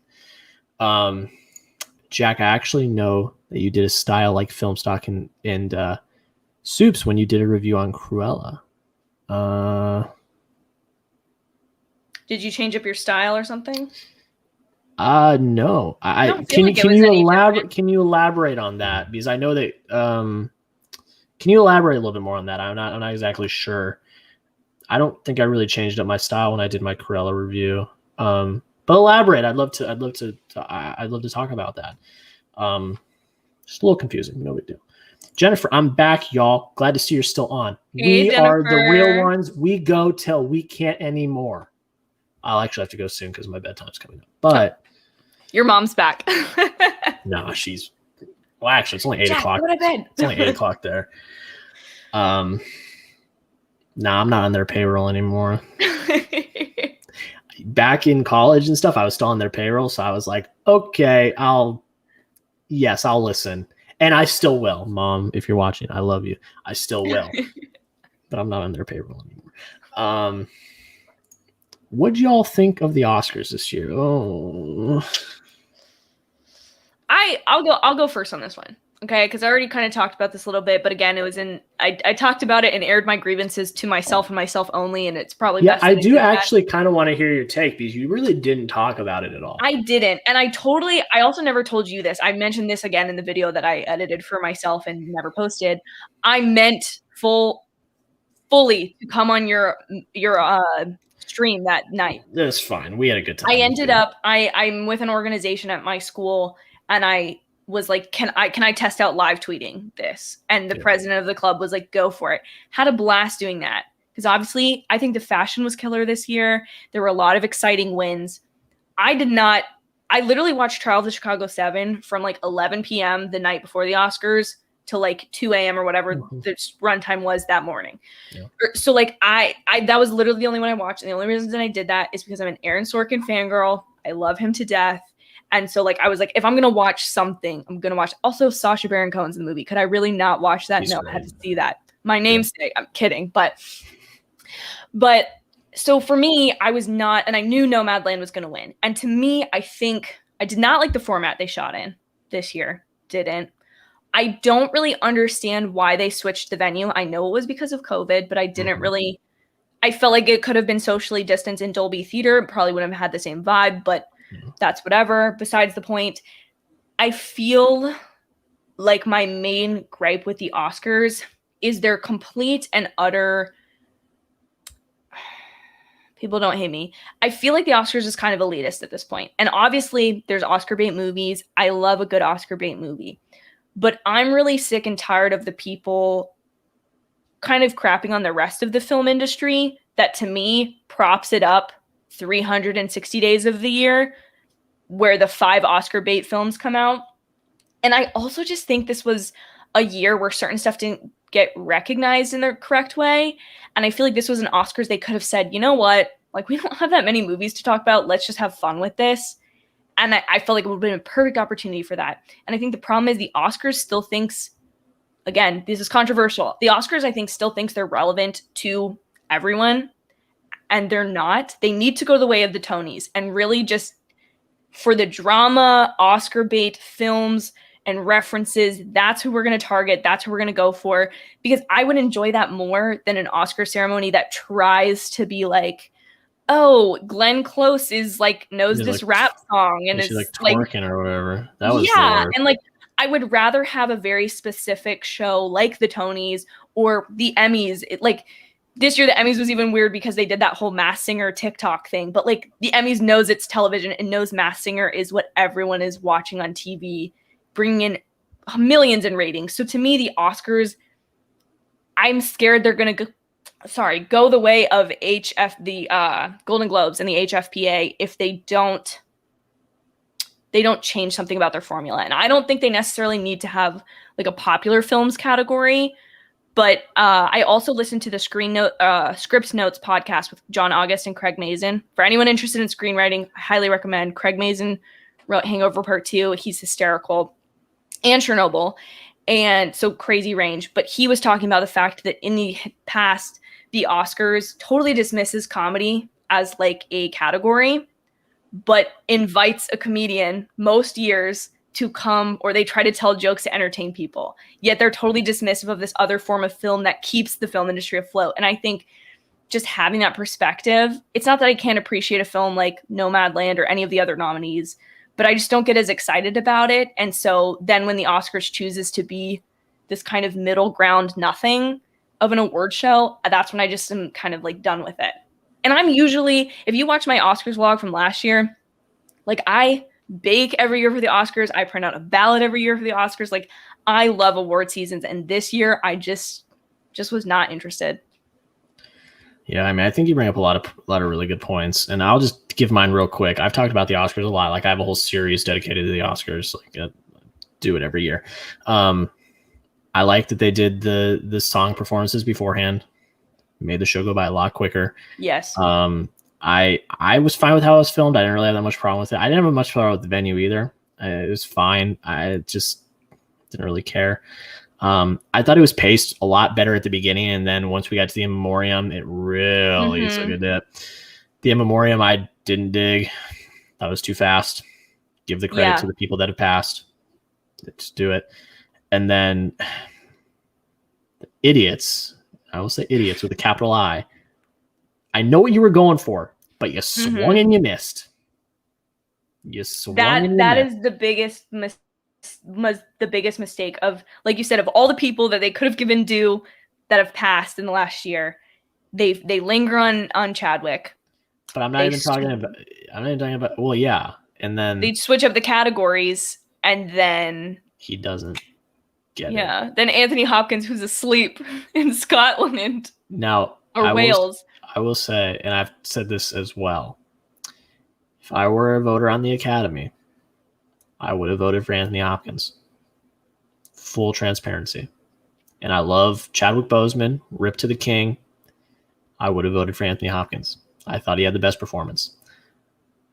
That doesn't take away from the fact that you don't switch up the categories. Assuming does one thing. It makes an ass out of you and me. Don't assume.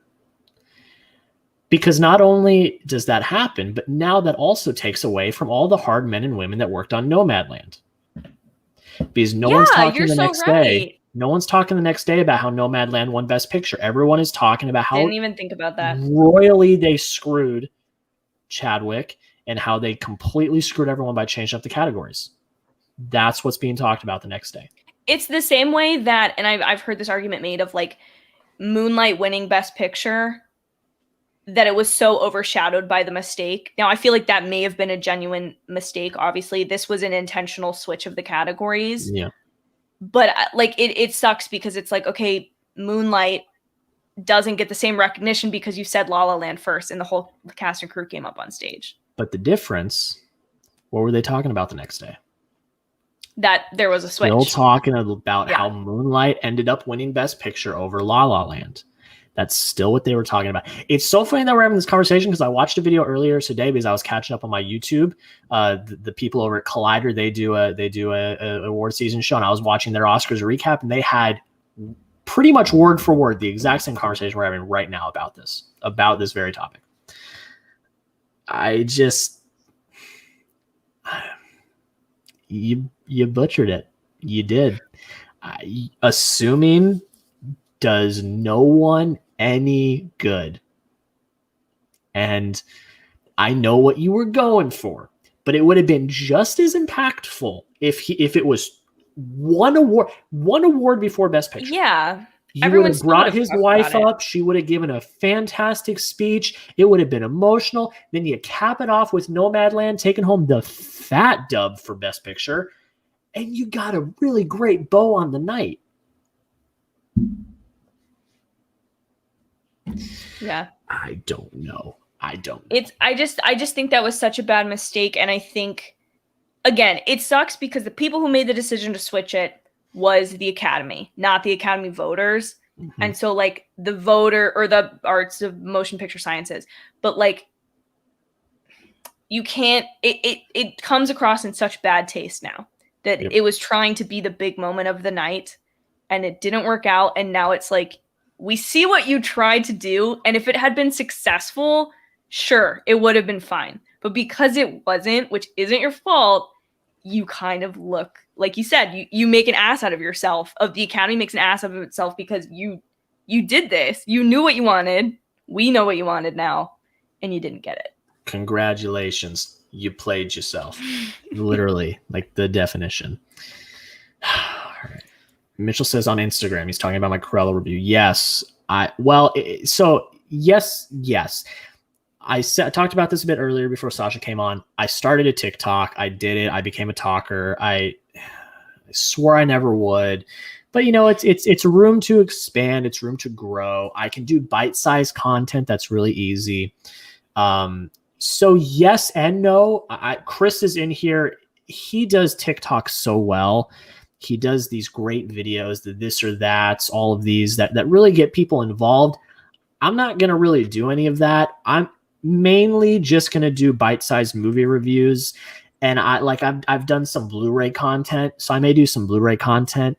That's really kind of as far as I'm going to go with TikTok. It's just something I'm experimenting on to see maybe if it is a platform to grow. If that's the case, I may go a bit harder on TikTok. But for now, it's really just kind of testing the waters. And then in turn, it's easy to take the TikTok and put it on Instagram. So I am taking them and making the reels on my Fanatic Films Instagram page, so you can get those over there as well. So yes, you are right. I did switch it up. We got some familiar faces in the chat. Trevor Phil Geeks, what's up, y'all? What's up, Trevor? Trevor, how are you doing? Jennifer says she agrees the way it was filmed was odd, talking about the Oscars, and she says that she agrees with you, Sasha, on everything that you were saying. Chris from Film Stocked, hello there. What's going on, man? How you doing? You guys do that so well. I need to get my impression down. Chris does it way better than me. He does it way better than me. He's got that thing down to a T. And then niceties. Hey, hey guys. Hey, Jennifer. Hey, Chris from Film Stocked. Yeah, thank you guys for coming in. Chris, I just want you to, I've said this a few times on the stream today. I did not know you were going live around the same time I was going live. It wasn't a rival stream, people. There's no beef. I like full transparency. It was a last minute thing I scheduled last night because I had an off day. I think you guys are awesome, and I'm glad that you guys had a good stream. I was looking in and out. It looked like you guys were having a good stream. So I'm glad you guys came over and hung out for a little bit. It's great. But yeah, I mean, I'll plug it because we have like the most concurrent viewers right now. 10. This was like a spiritual pilot episode for next week. Next week is the first episode, not episode, it's stream that Sasha and I are doing. We got the name now. We're doing Loki live streams, everybody. Loki lives on Wednesdays. Loki lives on Wednesdays. So Wednesday nights. Loki lives. Loki lives. See what we did there, guys? See what we're doing. See, we're coming with all the puns now. I made a road pun when I was talking about Sons of Anarchy. We are off the rails right now. We have been streaming for over 3 hours. Well, I have been streaming for over 3 hours. But I wouldn't have it any other way on my off day. I love it. But yeah, we don't have a set time because it really is when I get off work. That's really what it comes down to. And at work, I do not have a set time I get off. It is very variable depending on what's going on. So... But Wednesday nights, we will be going live, giving our reviews, reactions, taking your live questions and comments, and talking about Loki. The reason why I wanted to do this was, one, because I wanted to do something with Sasha because she's great. And two, because I've talked about this in videos before, I'm not doing Loki reviews in the morning. I can't do that with work. I got to go to bed. I can't do that. So I'll watch the episode when I get home, or I'll watch it in the morning before I go to work. And then, Sasha will have her reviews up, obviously. You guys go check those out. And then we will convene that evening to have a nice discussion about Loki. And we've got a question from Ricardo. Are they discussions or watch-alongs? Sasha actually asked this question a few days ago. They're just going to be discussions. We're going to give our reviews and our discussions. So if you're worried about spoilers, definitely watch the episode before you come in. And if you're not there because you don't want spoilers, no hard feelings. Totally okay. Absolutely. So I will say that they're not going to be I watching will on. actually be interested to see how many people don't watch the episodes till Thursday or Friday with Loki, just because it's the first one they're doing on a Wednesday as opposed to Friday when it's the weekend. They may forget the first episode. They may be like, wait, what? It's already out? Yeah. Maybe. But that's kind of why it was my off day. I want to do a live stream. I said, hey, Sasha, you want to come on? She's like, yeah, let's do it. And two, we're promoting Loki live streams, doing Wednesday nights every Wednesday. I mean, unless I die in a car crash or something or something like that, which knock on wood, that's not going to happen. I'm good. I drive safe. We will be doing, I think there's like 6 episodes. We'll be here all 6 weeks doing them. It's going to be great. It's going to be fun. We're going to have a great time. So make sure you're here and make sure you're there. It is going to be a lot of fun. Let's hit some more chats. Film Geeks, Cruella, best movie of the year. Hey, it's not my favorite, but I've seen 80 plus 2021 movies already so far. It's really good. It's really good. Have you seen I have yet to Cruella? see it. I have yet to see it because, again, brother's birthday weekend. Quiet Place was his pick, so that was the movie I saw this weekend. And I don't want to pay for the premiere when I know I can hit a matinee sometime this week for $6. I will say, if it makes you feel any better, I rated a Quiet Place higher than Cruella. So okay, not by much though. Not by much. I am excited. I will say, and I've seen a lot of this on film Twitter. People do not like the live action Disney movies. I feel like is generally the I'm just gonna really, do you need to do that, Disney? I think Cruella is an interesting spin. I'm more interested in Cruella, so much more interested than Maleficent, which I still need to watch because I think probably is a great Angelina Jolie performance, but I'm just not really that into her. I think Cruella, obviously with Emma Stone and Emma Thompson, like that's a sell for me off the bat. But I do think there's been a little, and I just want to address it here since we're all just kind of joking around. Cinderella, the first one, or maybe it came out after Jungle Book. People don't seem to like talk about that very much. I think that's a fantastic movie. Has Richard Madden. Richard Madden as Prince Charming, as he should be. Remember Cinderella, people. Please remember it. It's great. I mean, I think the Aladdin's pretty good too. I think Aladdin is good because it refreshes it. The one I think I have the biggest problem with is Beauty and the Beast because that is my favorite Disney movie. Okay. And I do not. There's a lot of like. I've talked about this before for everyone watching, but I'm super passionate about animation. Like, love animation. Glenn Keane, the animator for The Beast, Aladdin, Ariel, Tarzan, the goodness, like the top tier of animation. He talked about how he designed the Beast to be like all these different parts of an animal with human eyes, and that was so neglected in the remake. Also, the actor that plays the Beast in the original is both the Beast version and the Prince version, and his voice is not altered at all. And what's his name? The guy from Downton Abbey. His voice in Beauty and the Beast is so obviously auto-tuned, and it bothers me. Even though Emma Watson was my dream casting since the first time I came across Harry Potter. Was my dream casting for Belle, and I think she was great, but I didn't like the Belle dress, and I think it was just one of those like too close to home remakes. But I'm excited about Cruella. I've just heard enough good things that I think it'll be a fun watch when I do get around to it. I will ask you, do you know who directed the live action Aladdin? Guy Ritchie. Guy Ritchie, yeah. You just watched The Gentleman, which he just had a new movie come out, The Wrath of Man. I know. I'm on my Guy Ritchie kick now. Y'all go check out my review of that because that's got no views. So y'all go check that out. I liked it. It's a pretty good movie. Oh, Mitchell, here we go again. I have, Mitchell. I have. Damn it. Yes. I have seen this. I have. Good for you. I don't remember it. I watched it in spring break in high school. Oh, okay. I have. But I saw it. It. I did see it, though. Are you sure? Okay. I'm pretty sure I watched it. Jennifer, I still have to see Cruella. I'm excited to check it out. Great movie. Go watch it. So now he's just going to ask Sasha because he knows I have.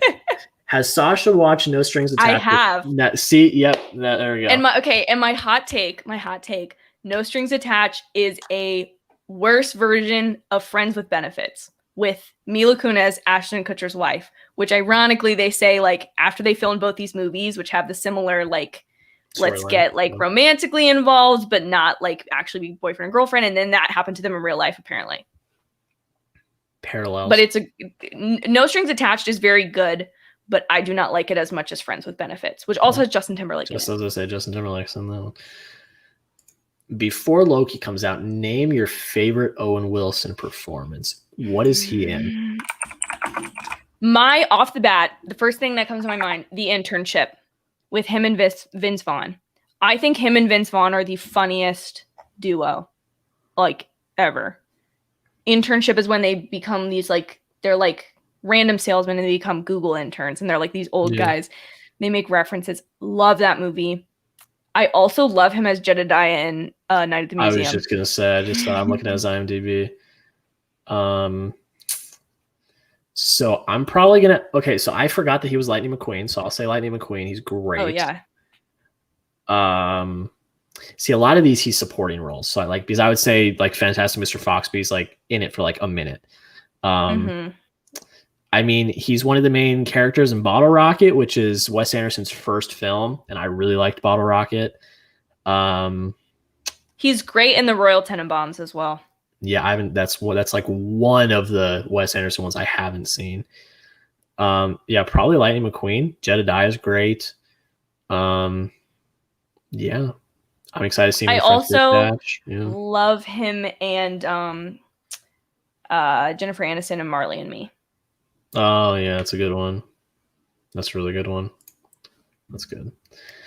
Also, for people who don't know, oh sorry, Jack, didn't mean to cut you off there. For people who don't know, Wes Anderson and Owen Wilson were roommates in college. Yeah, that's why he's in all of the whole story about how I don't know if you know the story about how like Bottle Rocket got made, like his Wes Anderson's first film got made.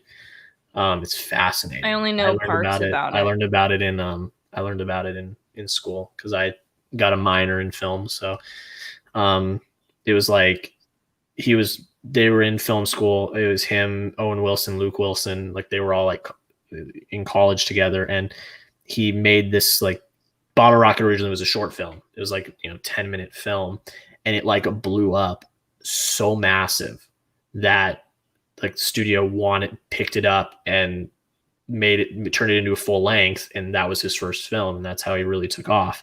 And Luke Wilson, Owen Wilson are like the two main characters, and some other people that he went to school with are the main characters, and just so interesting, such an interesting story. Wes Anderson is the man. He's up there on my list of favorite directors. I mean, I'm a Nolan fanboy through and through, but he's up there. Marvel, the live action Beauty and the Beast is better than animated. I'm gonna hold you back. I gotta hold you back. I'm gonna hold you back.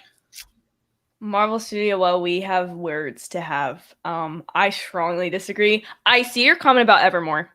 Evermore is a beautiful. Yeah, for real. Whoa. Evermore is a beautiful song, and I love the who is that singer? Not Dan Stevens, but oh my gosh, the guy with the curly hair. He's in Crazy Stupid Love. He plays Emma Stone's boyfriend before they break up.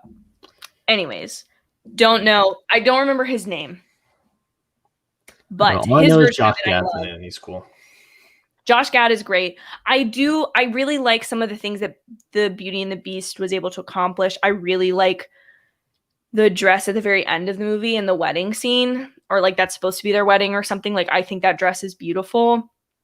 The reason I just don't like the live action version of Beauty and the Beast is it's not nostalgic for me. I don't have a problem with if people like it at all. Like I just think it's great. I think to give new kids growing up a different version, that if there's something they connect to more, like I think that is so like impactful. But for me, like the original Beauty and the Beast, because knowing the painstaking 2D animation and like just the heart that was put into that film, and then I think like I don't know, I think because it is my favorite Disney movie, I just can't like the live action as much as maybe I even should. I saw it opening night. That's how I got asked to prom, was I got to go see that movie with my boyfriend. It was great. Like I loved the experience, but do I That's not Beauty and the Beast to me. Beauty and the Beast is the original, and specifically the transformation scene, because that is the most beautiful piece of 2D animation. You can fight me on it. It's the most beautiful sequence. Yo, it wasn't that in the live action. Yo, in kindergarten, dead ass. I remember this in kindergarten when when the Beast is down bad. That's all I'll say at the end. Yo, I shed a few tears. I'm not gonna lie. In kindergarten, bro, it is a beautiful scene. It is insane. Yeah, it gets me every time. Chris, my guy, had to pop out for a second, but I'm back. You're the man. No beef at all. Haha. No worries, dude. Glad I could stop by for some. Of course, man. Never beef. You're my brother. Chris, like the first guy. Chris is like the first. It was Josh Chris from Everything. Amazing. It was Josh from Everything Movies, who is the OG on my channel. First guy I ever collabed with, and then it was Chris. Chris is the man. Chris could never make me mad. I would never. Chris and I actually go to school together, for people watching who don't know. Go Dogs. And we go Dogs, baby. And we met in class over Zoom. And then I found out that he had a YouTube channel, and that was like oh my gosh, like this channel is so cool. Like that was part of my like switch to the film space was Chris. And he was so nice about it for me at the time. And I had, I think, less than 200 subscribers, and was so kind and so generous with like his time and suggestions and stuff. And he's the best. Yeah. I mean, the thing that always boggles my mind, this always boggles my mind. And I've said this a lot tonight, so people are getting annoyed by it. But, doing this for so long, a lot of the people I'm collabing with now, not a lot of them, but I've had a few people, Chris is one of them, who we've had conversations after making video stuff. They're like, yo, I watched you for like years, just as not as a fan, but like a support. Like I've watched you for a while. And I was like, God, you make me feel freaking old. I was like, thank you. It's very nice, but it's just so great. It's crazy. It's crazy to feel like to have like an impact like that. And now Chris is way more successful than me, and rightfully so, because he's got a damn good channel. So the man on any given week can give you a video or more a day. Oh yeah. And he's doing the TikTok, and he's doing the social media. The grind is insane. Bro, he's the man. Chris, we love you. Get back on Movie Draft soon. You need to come back, and I think Chris is scared.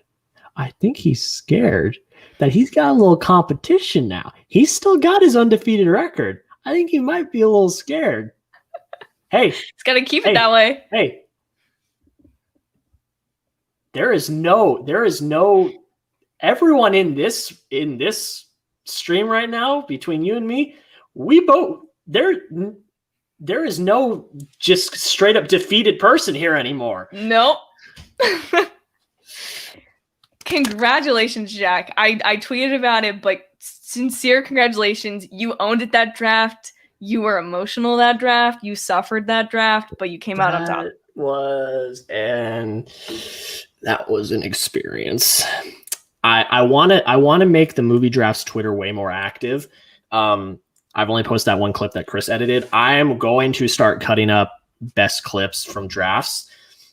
That draft had a lot, and it was mainly just me having meltdown after meltdown. Yeah.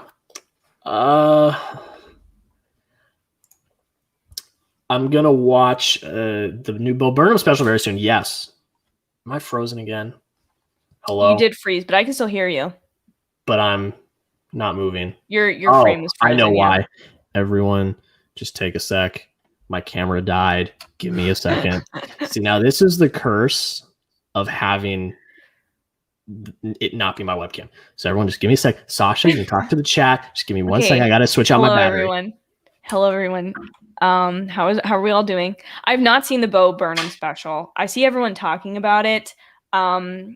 I've never really seen any of Bo Burnham. I don't know if that's controversial, but I haven't. So for those of you who are fans of him or have been interested in him before, is the Inside special a good introduction to Bo Burnham? Or I've heard people say it's weird, but it's perfectly him. So I don't know if I need to have outside references before I watch it. I also think I don't feel like I have a very losing track record when it comes to Netflix originals. With the exception, I think, of Bridgerton is the only thing I watched during the time it was popular. Like Bird Boxed, I've never seen that movie. Still haven't I seen hate it. to say it, never seen it.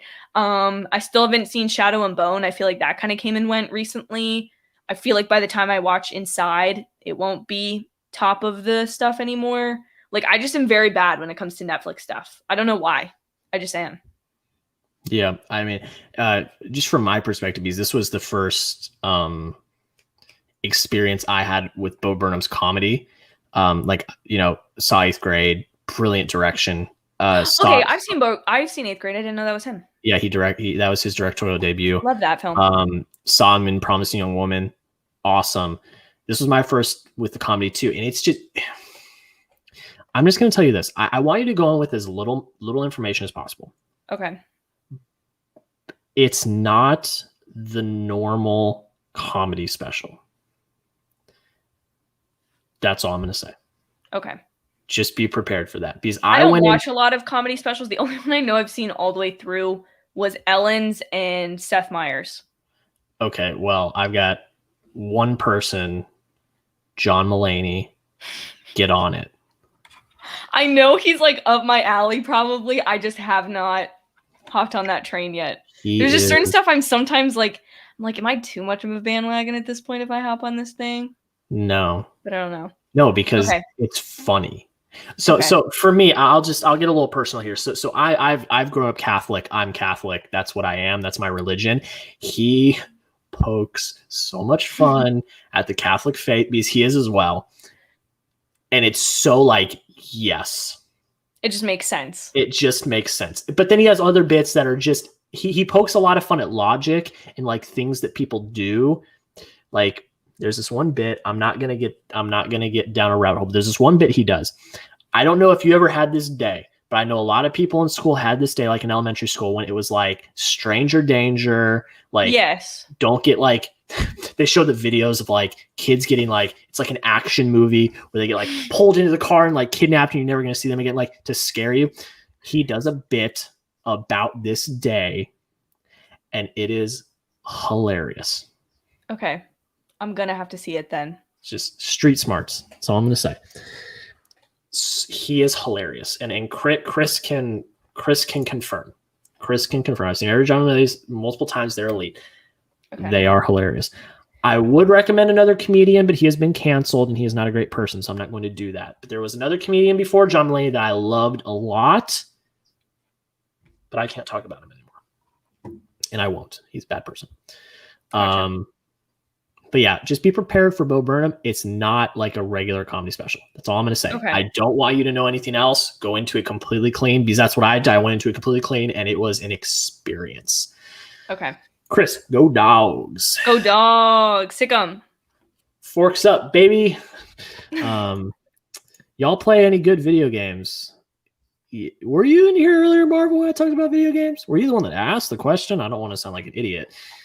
I mean, I play video games. That's something I do in my free time. I love that. Was the thing I got into the most over quarantine. I got a Nintendo Switch, and after a month of denying that I wouldn't like Animal Crossing, You loved Animal Crossing. Yeah. I love Animal Crossing. I am a huge. The Sims 3 is my game. Like, if I could do nothing in my life but play that game, like, I don't even know if I'd need food and water. Like, I would just survive. Like, I'd just find a way to just become. That is my dream. Honestly, that is my.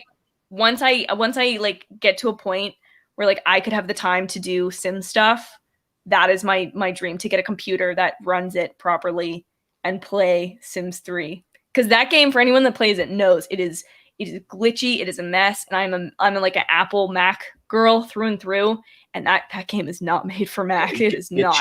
I need to get me a gaming PC, and I need to play that game. But I've also played. Oh yeah, because I've need that. I have also played.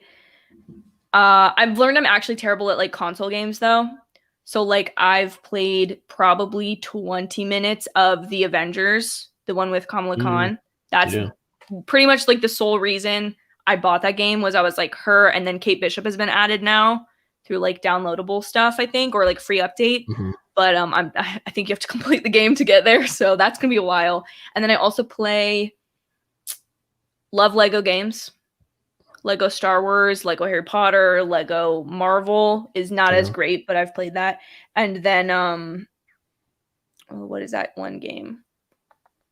Immortals Phoenix Rising, which is apparently, it's kind of a ripoff of Zelda Breath of the Wild for anyone who has played that. But I've never played Zelda. So to me, it's just a game about Greek mythology, which I love. So that's why I play it. Yeah, that's great. Yeah, I mean, I love video games. They're just a whole nother escape, just like movies. I mean, you may have asked this question earlier, but if not, I play Call of Duty. That's my main game. The show, I still have my old Xbox 360. I play NCAA football, 14, sports games, pretty much Call of Duty, and that's kind of the extent of it. I've played some of the Avengers game. I haven't finished it yet. Red Dead Redemption, I'm trying to finish. Brilliant game. Stuff like that. It's just when I have time. I don't have a lot of time though, so I'm just trying to figure that out. Film stock. It's crazy how that all worked out. I was always worried about people finding my channel for class, but it turned out nice. We got to collab soon, Sasha and Jack. Yes, we do have to collab soon.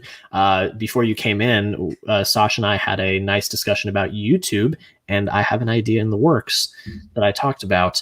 But see, so I was always the same way, but I still did it. And in high school, the big thing I did in high school was like I tried to like vlog, like straight up, like raw, the experience of being like a high schooler. So everyone knew what I was doing and stuff. So it got to the point for me where I was just like, fuck, screw it. I don't care, but that is definitely a fear. That's definitely something like I never openly, besides that, I never openly like, I do now and I did in college, but before that I never openly like promoted it. But I do it now because I'm like, well, I need to because views and stuff. And like, the people at work know my people at work know what I do. And they're great. Like they're asking me questions, and I was there late one night with one of the hosts, and he was asking me questions like, what's up with screeners and stuff like that. And they're all great. Like the guys at work are all great. As long as I'm not taken away from the job, which I would never. They're cool. Regarding the record, maybe not. Well, gotta get you in the ring soon, bud. I texted you earlier today. I don't know if you saw that, but get back with me and we'll figure it out. I've already got 2 guests set up for next week, so I just need to know who the co-host is going to be. Little Departed reference. Yes, love The Departed. Love the movie drafts. The summer edition was great. Jack had a great draft. Question for you, Sasha. What were you thinking? I was not thinking Marvel Studio well. I literally came up with the category. And I didn't do that much research. There's a part in the draft, and I think Ewan knew that I had messed up when I opened my mouth, but like didn't say anything of like, I said I brought up A New Hope after you had picked Empire Strikes Back, and like could have taken that. I also, I can't remember what my drafting order was that one, but there was definitely a few things that I should have picked up on because I had like, before they were picked, they would have fallen to me, if that makes sense. And I wasn't thinking very well. I think my initial plan was the obvious ones, was Jaws, was Avengers Endgame, was blah, blah, blah, blah, blah. And then it got to a certain point after I picked the Avengers because that is like the movie that got me into the MCU. And it's like, it started everything for me. Yeah. But after that, I didn't want to like copy people's and be like, oh yeah, and I pick A New Hope because Jack picked Empire Strikes Back. Like I didn't want to have my draft be that. So I'd rather it be kind of crappy after a certain point rather than like take the lesser picks from different franchises to like double up on people. And then I think one of them was like Spider-Man, and I'd never seen it. So I was like, I don't really want to take that. I mean, I was out for blood. I didn't care. You did not. It got to the point. It was episode 8. It got to the point where I was like, I am out for blood. The biggest screw up for me for that entire episode was not taking Inception, because that was my second. Like, at the beginning, because like I went into the episode and I was fully transparent to everyone at the beginning. I had done no research. I was not prepared. I didn't know what movies had come out in the summer. I only had one, and it was Endgame. That was it. Then the second one I had was Inception. I was like, that came out in the summer. Okay, great, Inception. And then completely forgot about it. And that's why my reaction was so visceral when Ewan took it right after I picked, because I was like, you are kidding me. That would have been my second round pick if I had remembered. And then I wouldn't have gotten Empire and I would have been screwed. But so it kind of worked out in the end. But that was the moment for me that just absolutely killed me. Mitchell, have you guys watched Hollywood, the Netflix series from 2020? Is that Damien Chazelle? Yeah, no. Who is that? That is Ryan Murphy. It's got Darren Criss in it. It's got the girl, I don't know her name, but from BlacKkKlansman and from the very first Spider-Man Homecoming. His love interest in that movie. Oh, she is in Hollywood. Mm-hmm. It's a pretty star-studded. Jim Parsons is in it. Yes. I've seen it, Mitchell. I am a really big fan of pretty much most things that Ryan Murphy does, except for American Horror Story, because I can't do horror.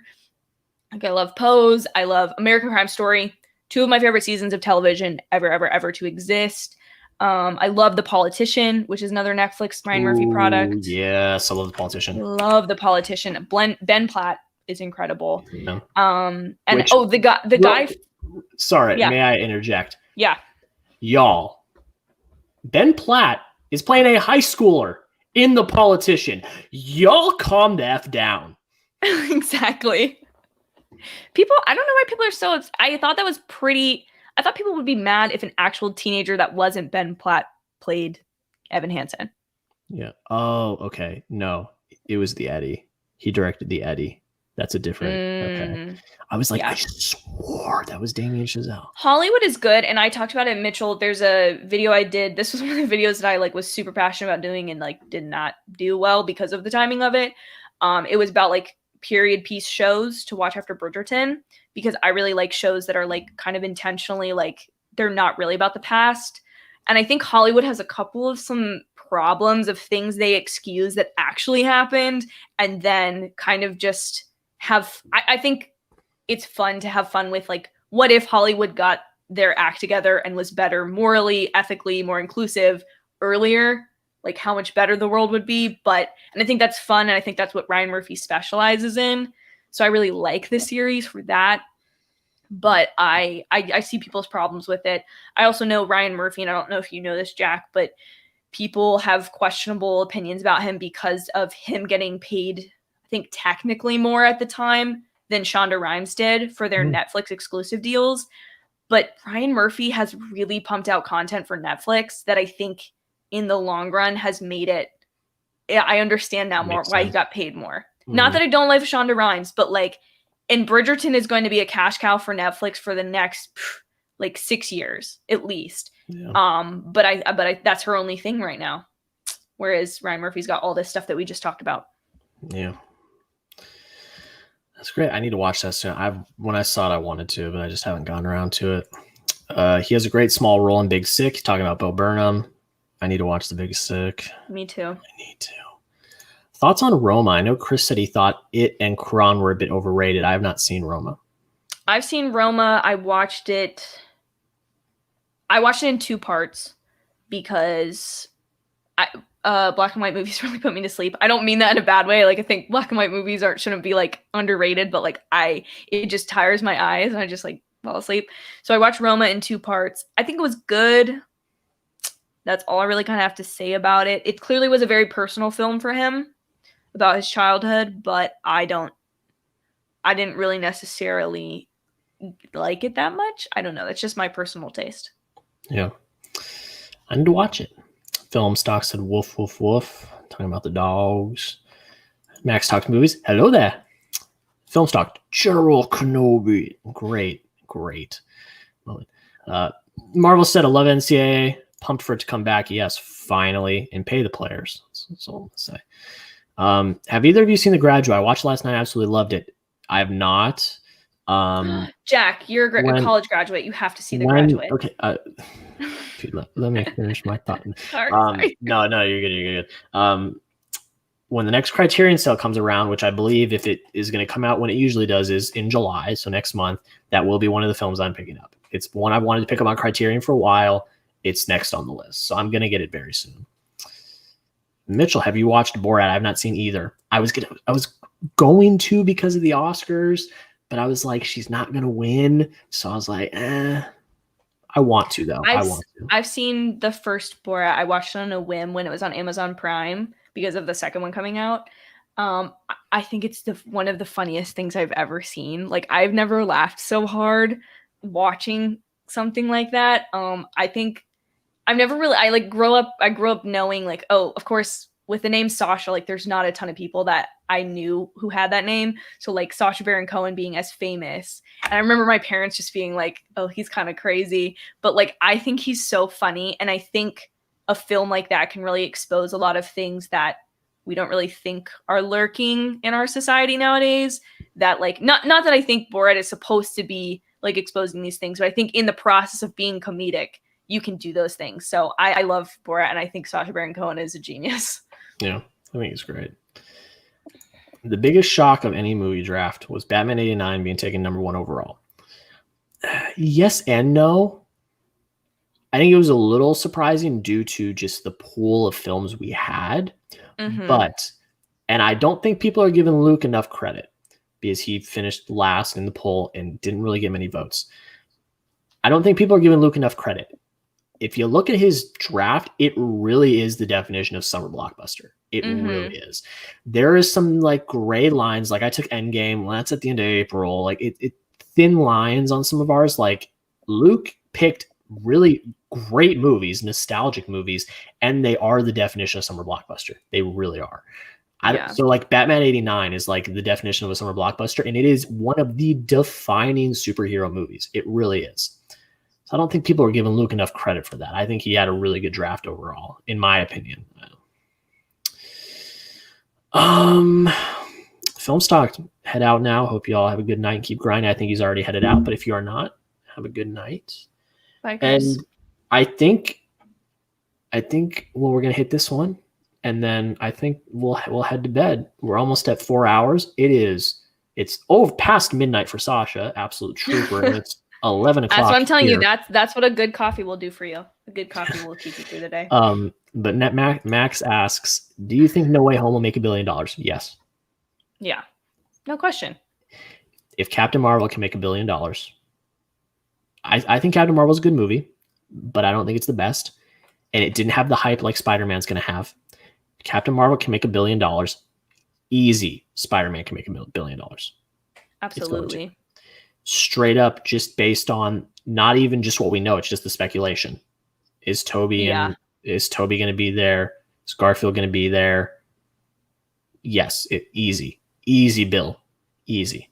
Everyone wants some. And that after the credit scene for, especially if Doctor Strange has been confirmed for this Multiverse of Madness next spring. Yes, because we're gonna be that after the credit scene. Yes. Maybe get something with Wanda showing up or something. Yeah, got all you WandaVision stands. You better get there. May see some Wanda or something. What if like Spider-Man is in Doctor Strange? Like they're like, hey, I need you to come help me with Wanda. Like they just become a trio. Yeah, or it's the three of them. I need you to help me take on Wanda because she's gone crazy. So it's like and like Toby and Garfield are. Look, I'm doing the talker thing. I'm doing the TikTok thing. You know, like what do we do? But yeah, Mitch said, hope you guys have a good night and bye. Yeah, guys, that is it. This is where we're gonna end it. Thank you all for a great stream. Almost 4 hours. I don't know how I do it. I did 5 hours. I did like a 5.5 hour stream for the Oscars, and then before that, the last stream I did before that was like a 5-something hour stream before one of the episodes of WandaVision. Oh my gosh! And I did that one solo, so that was fun. But yeah, I mean, Sasha, thank you for coming on. You're a trooper, being up past midnight. Absolutely. I was going to be up past midnight, whether I did this or not, probably. So yeah. Oh, Mom, great show, Sasha and Jack. Good night. Thanks, Mom. Thank you, Jack's mom. But yeah, that's it. Loki live streams next week. Be there, be square. Next week? We're doing this ish. Wednesday, everyone. Don't forget. Yeah, Wednesday, Loki we'll be Wednesdays. tweeting it. Sasha will tweet out the link next time. I'm joking. But no, it's gonna be fun. All the analysis review. We're gonna dive deep. We're gonna talk about it. It's gonna be great. So thank you all. We will see you next week, and we'll see you guys later.